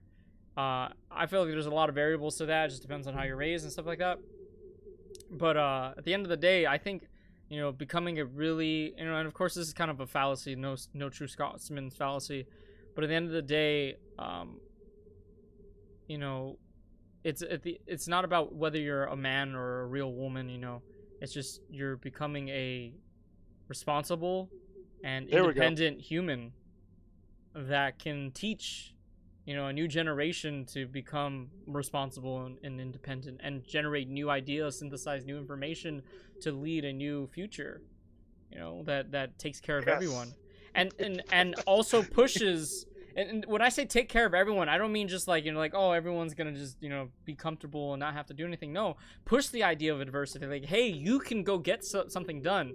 And this actually has to go into something I wanted to talk about, which is the 4 aspects of being a human being that I've noticed. I read so many self-help books and so many like philosophy books, and I've noticed the same pattern, the same phenomenon in each one of these books. Like, majority of them, they all kind of have this idea of there's this 4 like different avenues of being a human being, and I kind of believe this is very true. And these 4 avenues is your mental, your what's the word? Your mental aspect, which is like the knowledge, you know, the data you gather, all the information you gather, your factual knowledge, your practical knowledge, you know, your conceptual knowledge. All that stuff is very important. How good are you at what's the word? Critical thinking. How good are you at synthesizing information? All that stuff is very important. All that has to go in there. You know, some people argue that financial status is a separate aspect, but I lump it into your mental aspect because it's still information. You're just applying that information to become more successful and whatever you're trying to go. Whatever you're trying to go towards. And they also argue that you know, money comes from success. It's not a measurement of how successful you are. It just comes from success. You want to be successful. Most of the time, people are going to pay you to be successful. Like, you're doing something that you really love, and you're being really good at it. You're being successful at it, and people pay you for being successful at it. You know what I mean? So I'll throw this joke out there. Is this a way to get more subscriptions? Because it sounds like this is like, hey everybody, if you want to subscribe to my Twitch channel, hook a brother up. I mean, I wouldn't mind, but no, that's not. To do that. Yeah. I try to, cause I get that the Prime subscription once a month. I try my best to spread it around amongst friends, even though now it's like I only have 2 friends that I follow on here because I unfortunately had a fallout with a couple of other friends who were streaming. one part of it was my fault because I decided that I wanted to be funny, but then the other side was, They weren't that open and understanding. like earlier I was mentioning. It wasn't that. It was just. It was. I decided there was something I couldn't justify being friends with that person anymore for, and I decided I wasn't going to stand for it, and I went, okay, bye, you know. So it is what it is, and I hope he goes and he gets the help he needs eventually, and everything works out for him. Why are you losing your mind? What happened? You talking too much? Oh my god, can you not kill me? There you go. Oh man, the internet. The internet. Oh, it disconnected me from the internet. That's what's going on. Oh. What do you mean I'm That's why not? everything's I'm losing my mind! Makes you think of that. But anyways, yeah, I didn't finish the other aspects. I just mentioned the mental aspect. Oh, what's up, man? Yeah. Alright, well my 5G is working for now. So yeah, the other aspects, let me talk after she's done talking.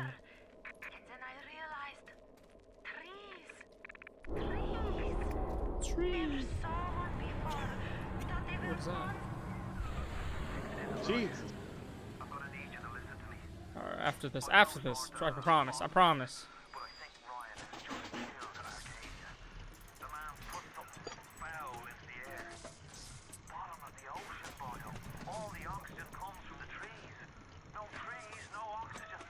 No oxygen, boyo. Oh no, I messed up. Uh-oh. You already messed up? Can you try it again? No. Really? You only get a one and done? That's because while the alarm's on, I can't. Oh my god, there's fire everywhere.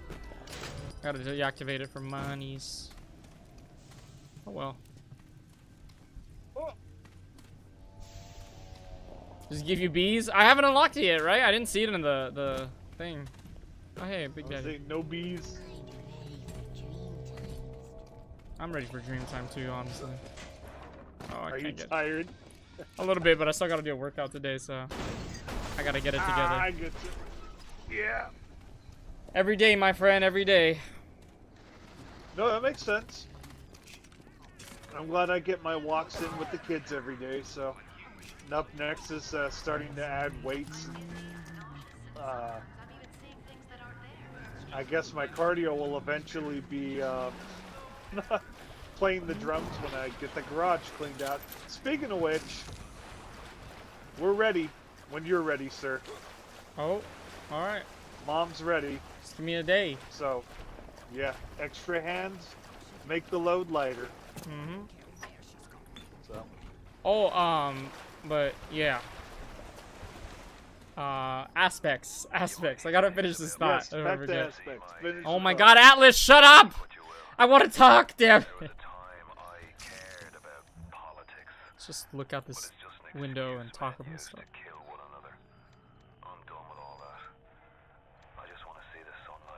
I just want to see you again.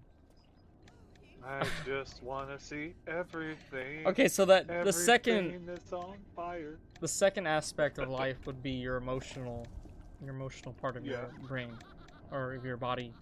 And this is separate from the mental, because mental, like I said, is knowledge, is what you know.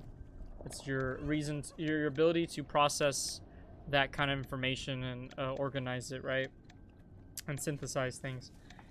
With emotional, it's a matter of understanding, accepting, recognizing, investigating, and not associating yourself with your emotions.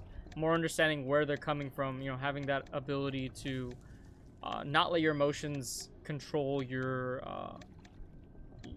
where you go, your actions and all that stuff. You just see them as a, like, well, okay, that made me feel this way, but it doesn't mean I'm gonna act in a certain way. You know what I mean? So that's a whole separate thing. I think a lot of people struggle with that. I still struggle with that every now and then with emotional health, with your emotional aspect of the human being. The third thing would be your physical aspect, which is you know, your body. Your body, you know, taking care. Oh, he disappeared again.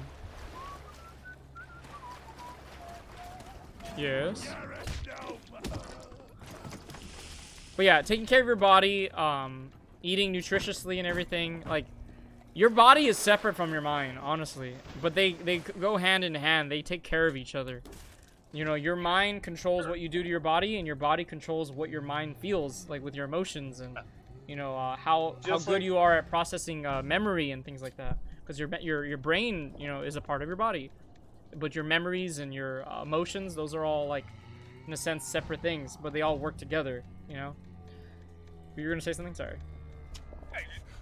No, I was just saying, like, I wanted to make reference to the Smiths, because that's a part of one of their songs. It's like, does the mind control the body, or does the body control the mind? It's an oscillation, back and forth. It's kind of a joke, but at the same time, it's a thought that does continuously. He's calling out a little sister.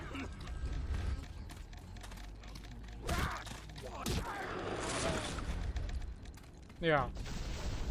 And then the fourth aspect. So, there you go.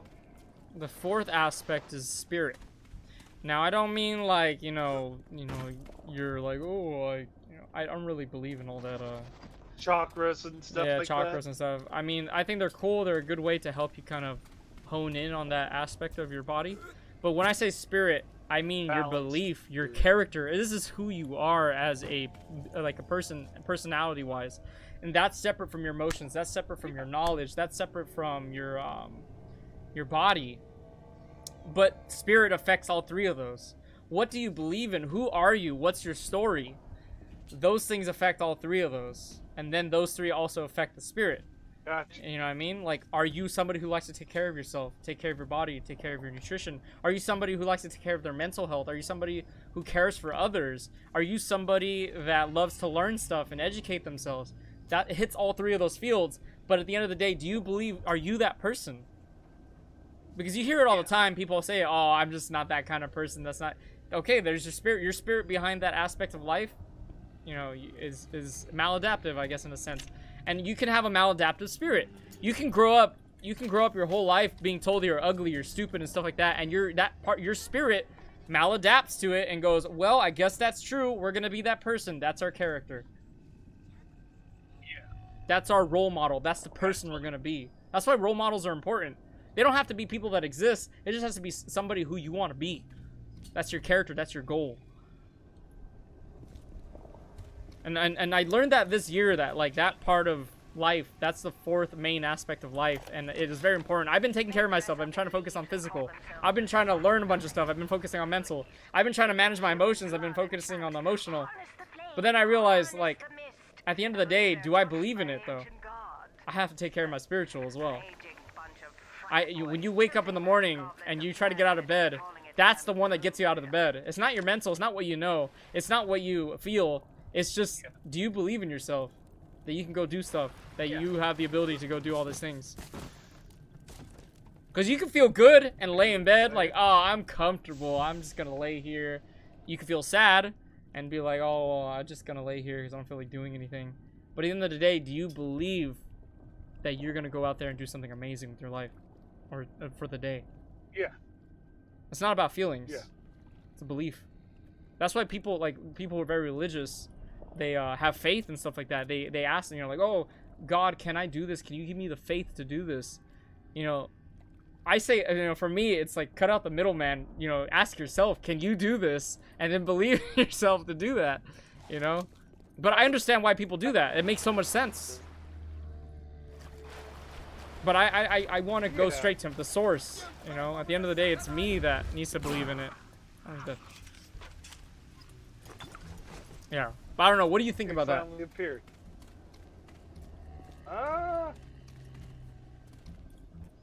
That's an opinion that I've never really thought about much. Because I just kind of do my thing, and the spirit tends to more or less jump out when I'm put in a situation that really keeps me, I guess, in my moral standings. Because my moral compass goes oddly, like, almost cartoonishy, heroic at times, which is what's got me in a lot of trouble. Like, I want to know certain things. I want to know how I can be helpful. So I'll say this: my spirit sometimes outweighs the ability. My spirit outweighs the mental, emotional, and physical that I have. You know what I mean?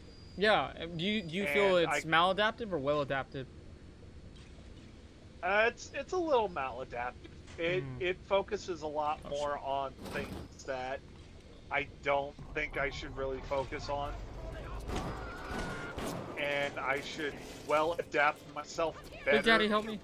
And make myself more in tune.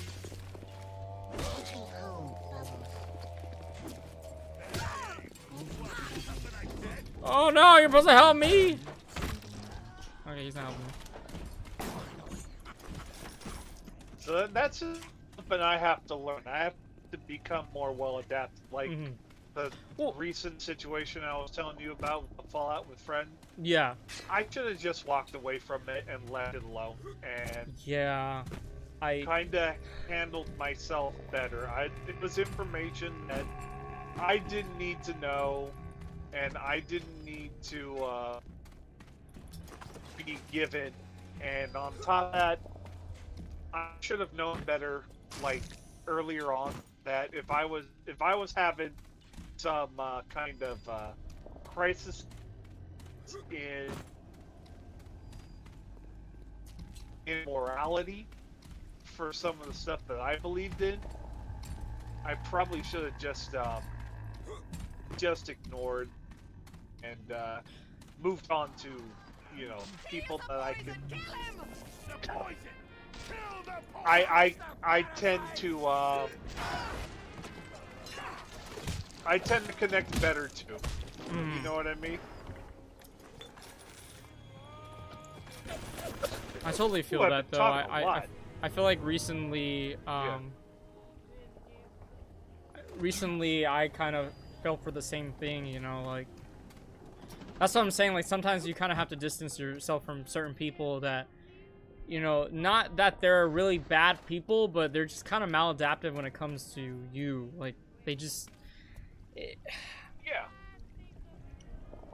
Again, they're not bad people, but in a sense they kind of drag you down because they're not in the same spirit as you. Like your spiritual aspect of yourself is on a different path than they are. And like some of these people in my life, like they don't have that connection to the spirit. And that's the thing about the spirit, is not knowing how to have a good spirit or a bad spirit. You know, of course, yeah, there's a maladaptive spirit and a well-adapted spirit. But at the end of the day, it just depends on your environment, your situation. What are you trying to accomplish? What is the goal? What do you want to be successful in? What is going on? Oh, that's great. He's battling them. Yeah, he's gonna destroy my turret. Oh well. Yeah. So like, what do you want to be good in? You get a free little sister. No, because he doesn't have the little sister with him. She's asleep. Oh wait, no, you're right. Oh. You're right. Oh wow. Okay, I'm gonna... Oh!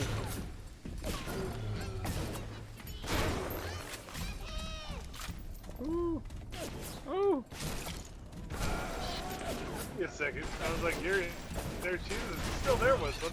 Oh, I gotta freaking reload.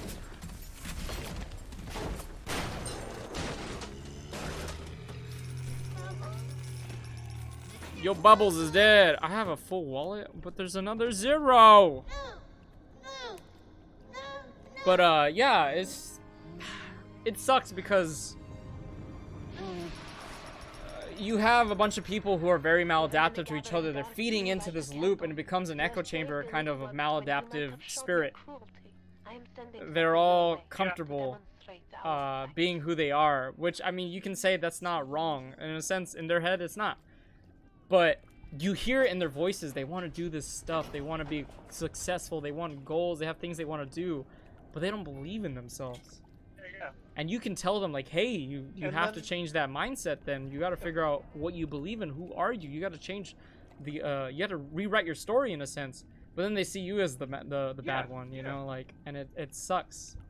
No, that's exactly it. Like, there was situations where there was words being spread around that people were trying to take away the people who wanted to open up their own Discords and their own Twitch channels were taking away from Killer. What's wrong?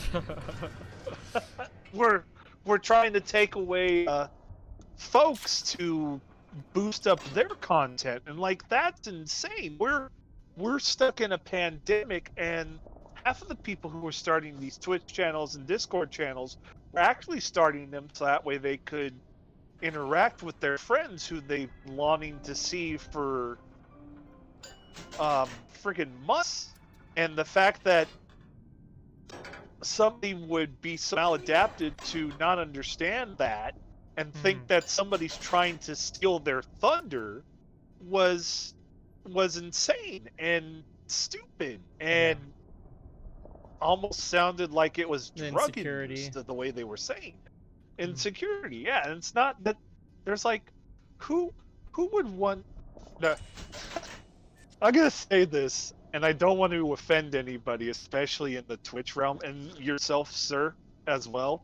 But who would want to sit there and take the time and effort to try to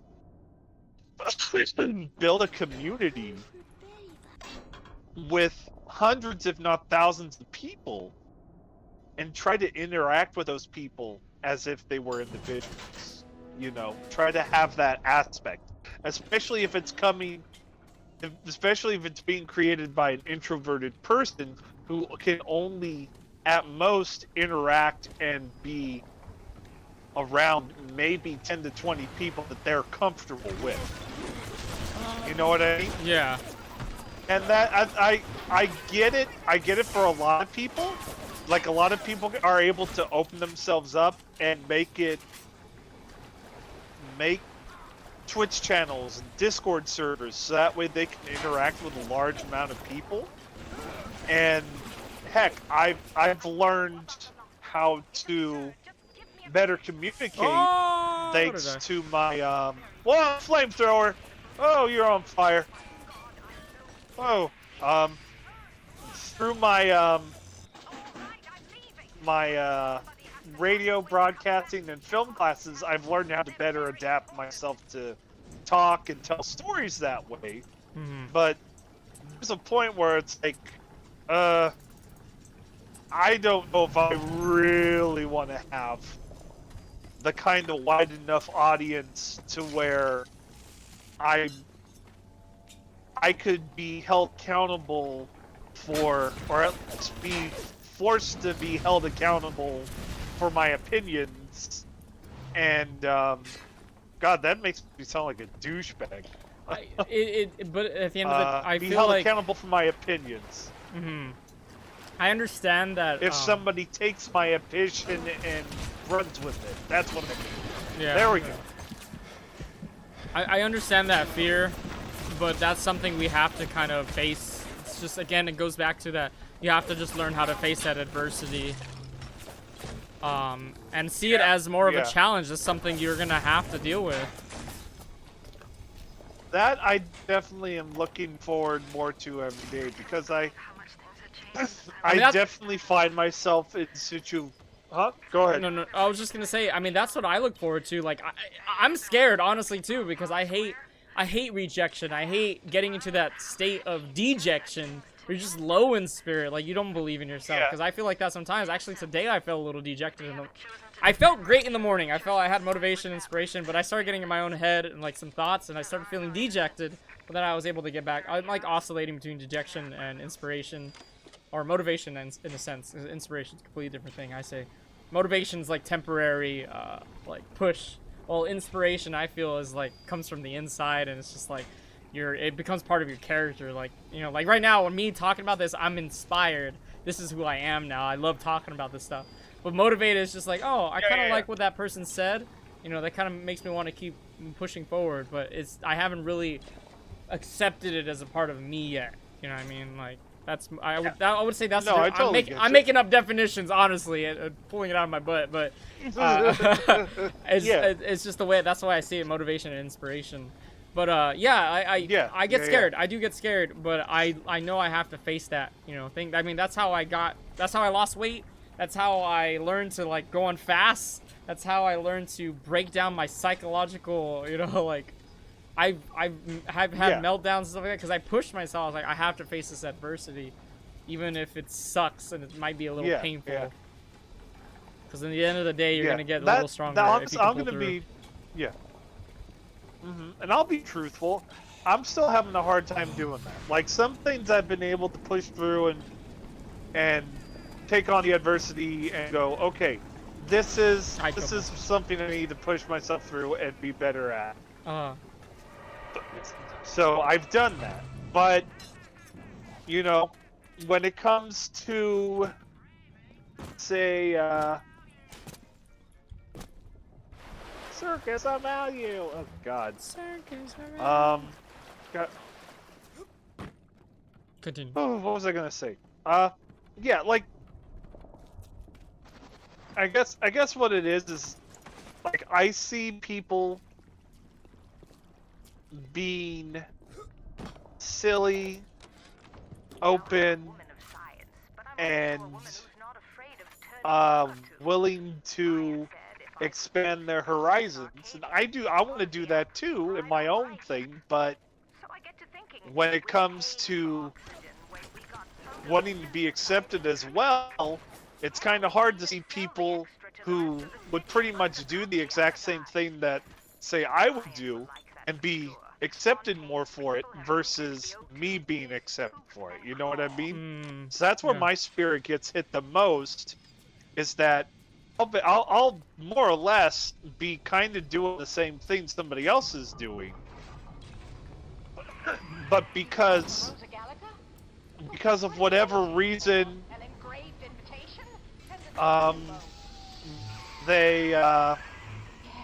they've been able to get past a certain point and be able to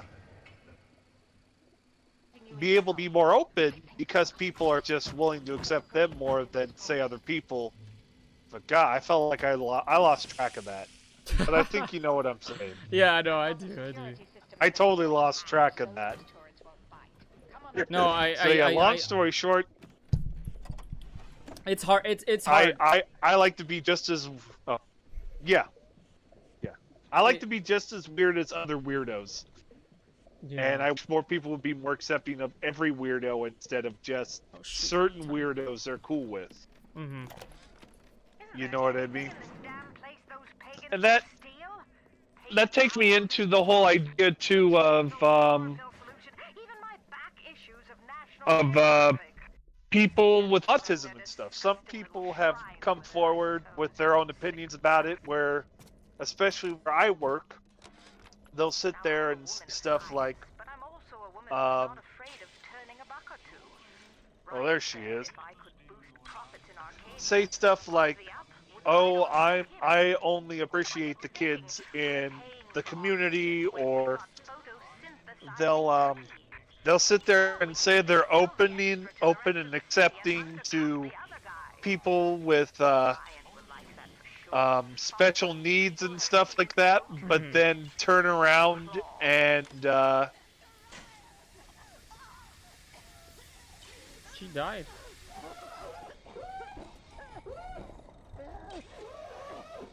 There's your code. 9457? I'm guessing. Oh. Yep. You better take a picture of that. Every time we get a yard ahead, Ryan goes and moves the goal line down to the other side of the field.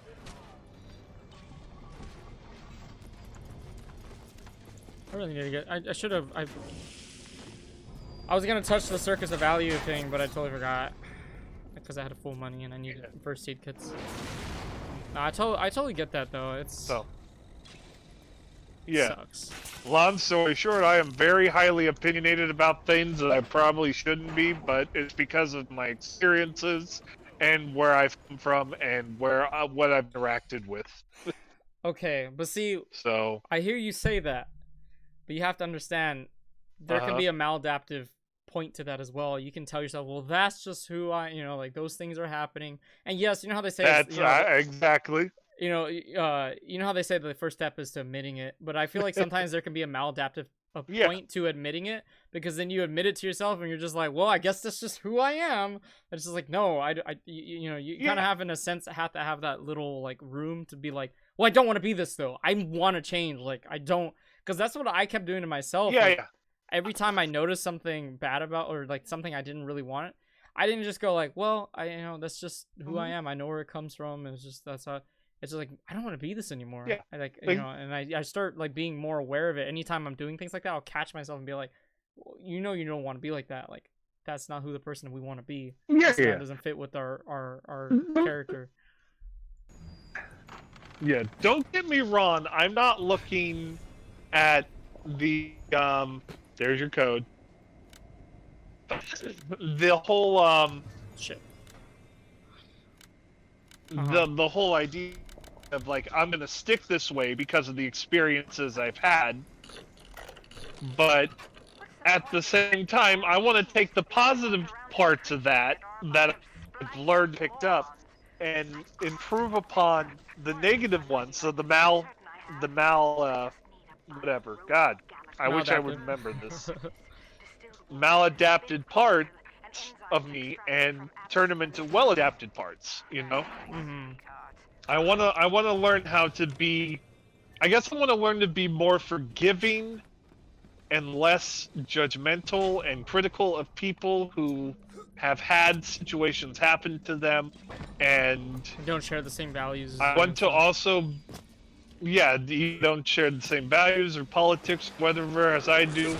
I also want to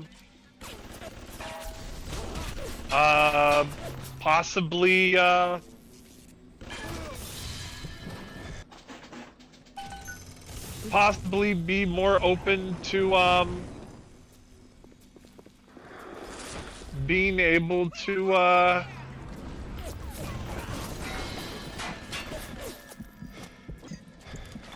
don't get distracted, Josh. Continue your thought. Sorry. When you're in an intense part, so I'm like I want to adjust myself so that way I'm not. I guess I don't have a list of people I would never want to interact with again. You know what I mean? Yeah. That's how I feel too. I go off and on and have a handful of people that I'm just like, I don't want to have anything to do with you. But it's like you're eventually going to have to face some of those people. If not, you get lucky enough to never face those people again. Yeah. But it's just, I would rather be able to wake up one day and see that person on the street and not get a gross, terrible feeling in my stomach. Dude, I totally get it. I get it. They did something wrong to me, or I did something wrong to them, or we both knowingly took a situation that got blown way out of proportion and made a bunch of assumptions, and now we're kind of stuck and hoping that we'll never see each other again. But just I want to wake up one day and go, I just don't care.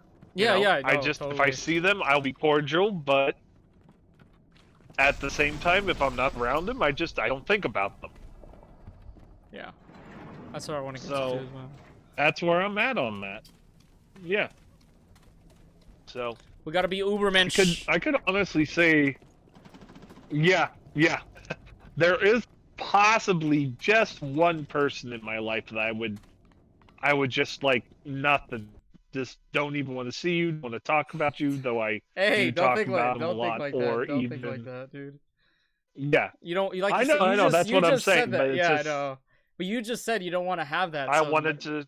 you shouldn't even mention it. You should like that's how I know, I know. I know. I see what you're saying. Yeah, like once you because your brain listens even subconsciously. Like even if you're like, oh, I'm just doing it to explain things, because I do the same thing. I'll start explaining something that I'm just thinking, oh, I'm just trying to vent, I'm trying to get it out, but I'm like, my brain's listening and it's gonna pick up on this and it's gonna come back with it and be like, oh, hey, you were talking about it a lot, so I think it's very important to you, so I'm gonna make you feel this way. And it's just like, and if you don't have that emotional that high emotional quotient, that emotional understanding to like be like, you know what, no, I don't need to, this is not going to affect me, it's going to hit you hard and you're going to be asking yourself, why is this hitting I me, get what you're saying. But yeah, we're actually out of time, but I do want to talk a little bit more before we go. I've been enjoying this conversation. But just for anybody, just for anybody who's gonna leave right now, because the game, I'm gonna stop here, I'm gonna leave it on the pause screen, we're just gonna talk for a bit because I'm enjoying the conversation. But for anybody who's gonna go, I want you to know, just take if you can take something from this this stream today, is try to be the best person you can be. Find out who you want to be truly. Think of all the goals that you want to accomplish, all the people you want to be great friends with and understand, all that stuff. Write it down if you have to. Find the ideal person you want to be, and you have to start believing in that. It may sound crazy, it sounds like positive talk, is that all it is? Yes, but at the same time it's also putting in the actions. You have to do the work. Yes, I'm gonna download the Resident Evil beta right after this. I promise, Akuma, I promise.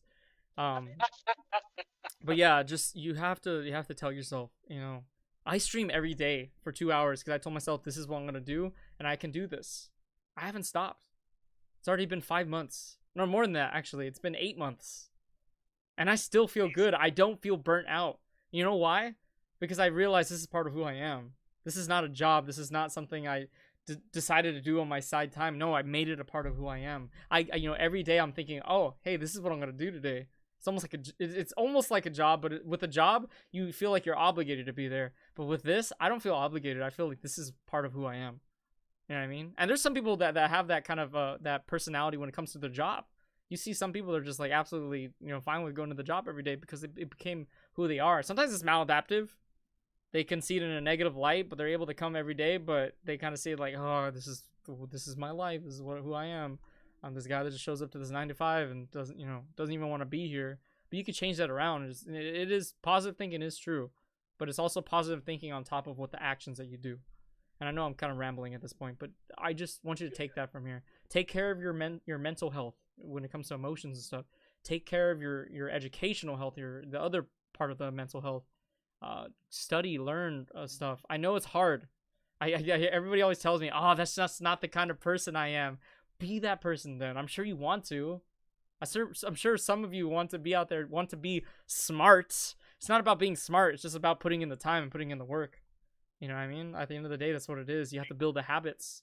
I didn't like to read a year ago. Now I read every day because I made it a habit. I sucked it up and was just like, I'm just going to try to at least read a page every day. The same thing with your physical health. Go walk. Go do something. Go do a push-up. Just one push-up at least. Just push your body a little bit. And then you can probably start focusing on the eating healthy. Whatever you want to eat. It's not about eating specific foods. You can get to that, but it's just about taking care of yourself, making yourself feel good. There's so many variables to it, but just start somewhere. That's all I recommend. Start somewhere. Start making some changes. Start making some actions. That's what life is about. It's about just pushing forward and doing something different every day. Putting a little adversity in your life because it makes you stronger. It really does. It may feel a little hard at first, but trust me, you're gonna be like, a year from now, being like, wow, and I was, complaining about this. Oh, I was struggling with this. This is nothing now. Like, this is great. Like, you're gonna feel good. Trust me, in the long run. Yep. But anyways, guys, for those of you who are gonna take off, bye. Thank you very much. We're gonna continue talking. Sorry about that. I went on another long rant. But Josh, do you have anything to say? Do I have anything to say before we sign off? Yeah, you know what I do this time? Well, Just we're not signing take off. what We're Mike's just saying. Oh, we're just gonna stop well, playing the game. We're well. just I was we're gonna we're gonna actually talk and be existential. yes, this is an essential part of the What you've stream. been said. Yeah, like that was the one thing I wanted to comment. It's like, is your stream on the channel the only one that actually talks philosophically? Oh, I'm sure not. Or I'm sure. are you on with the other guys talking philosophically with them too? Because I can imagine at this point everybody's having some kind of like conversation involving the psychology and the history and whatever is going on with whatever game they're playing with and interacting with. And it would be cool because it would totally tie in with the namesake of the the channel Yeah. of the group, because you guys are all basically philosophizing. If that, yeah, I totally said that wrong, but whatever. Are pontificating Yeah. about what's going on in society and even connecting it to the games you're playing. Because I mean, looking at the list of stuff that you guys played over, what has it been? Almost 2 years since you've really kind of pushed this forward, more so 2 or 3 years. Yeah. And you guys pick you pick games that not only pertain to whatever the theme you're putting on that month that you're playing these games, but they also go hand in hand with some of the things that of the knowledge you've gained just from where you go. Well, that's the thing, though. And I kind think of that's cool. On that point, I kind of improv that aspect of my stream. Like, I just pick games that I have on my Steam library that have to do with the theme. I would really just focus on the theme, and then while I'm playing the game, I just kind of synthesize. I just kind of improvise. You know, like let's ask some questions. You know, let's look at what this game is about, and let's ask some questions that have to either do with philosophy, with science, anything like that. You know, anything educational. Because I think you can ask any question when it comes to anything. You can watch the stupidest thing and just be like, yeah, let's talk. You know, let's philosophize about that. Because I mean, everything comes from an aspect of knowledge. It can be completely chaotic, and you can start talking about chaos. You can be like, well, you know, what do you think leads to this kind of like idea of just everything going crazy and stuff like that? You know, like nonsensical. You can talk about anything.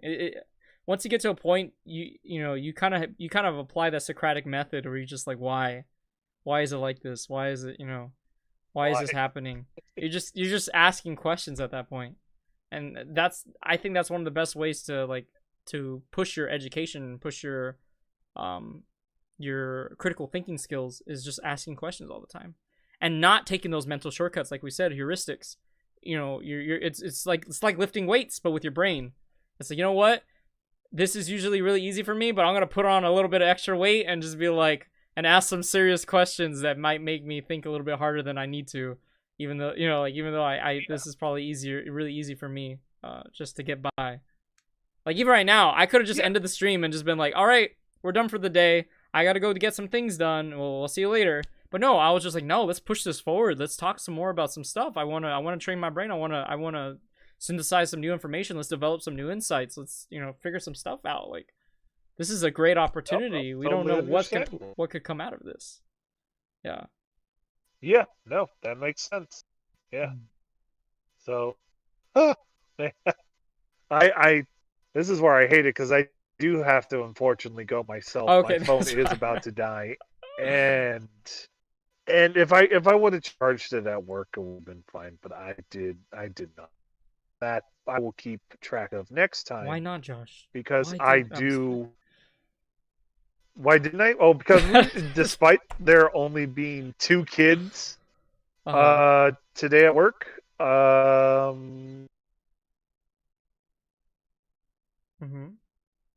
okay, we just got a little busy because we were busy doing stuff for each other. That's all. We were busy working on paperwork. We were busy keeping track of the time. I think what made today busier was just the fact that it was so slow that we could have gotten lost within the in the day, and It just I didn't keep did. the I did a pace. couple of times. I did get lost. Huh? It didn't have that same pace. No, it did. It did Yeah. really did, and it's kind of been like that the past 2 days. Yesterday was 2 kids. Today was 2 kids. Tomorrow we have no kids because we're on the hybrid schedule. Oh. Thursday and Friday, possibilities of not having even more kids come in, because I mean we only have 3 kids coming in, but you know we're getting close to the end of the year. We're there. We're at the end of the year, and the parents could decide, just like, you don't need to take them in anymore. You know, they're done. They're ready for summer or summer school, and they want to take a break. Yeah. Well, all right. Anyways, do your outro. All right, everyone. Well, we're gonna get going. We got to do a little bit of talking. It was mostly me because I can't shut up sometimes. That's part of who I am, and I ain't changing that because I like that part of me. And I'm a good listener, so lucky you. Hey. All right, y'all. Thank you so much. I want to thank Digitally Insane. He's always here. He's a real champ. Really appreciate him. Akba, thanks for stopping by, dude. I'm gonna download that Resident Evil beta. Junior, thanks for stopping by and saying hi. And the rest of you guys who are lurking, I appreciate all of you. You guys are great. You know, we always have a consistent like 7 viewers. I always appreciate that. You know, it's better than back in the day when I didn't have anybody. And I kept going. I mean, that's what it's about, right? You just keep going, be consistent, what's the word? Show your commitment as well. Consistent and persistent. Consistent, persistent, and commitment. Shows commitment. I like that. Bam. There you go. That's the thing right there. That's Josh's phrase right there. Consistent and persistent shows commitment. Oh baby, we're gonna leave it over there. Yes. All right, y'all. Take care. Have a good one. I love all of you. Good night. Bye, guys.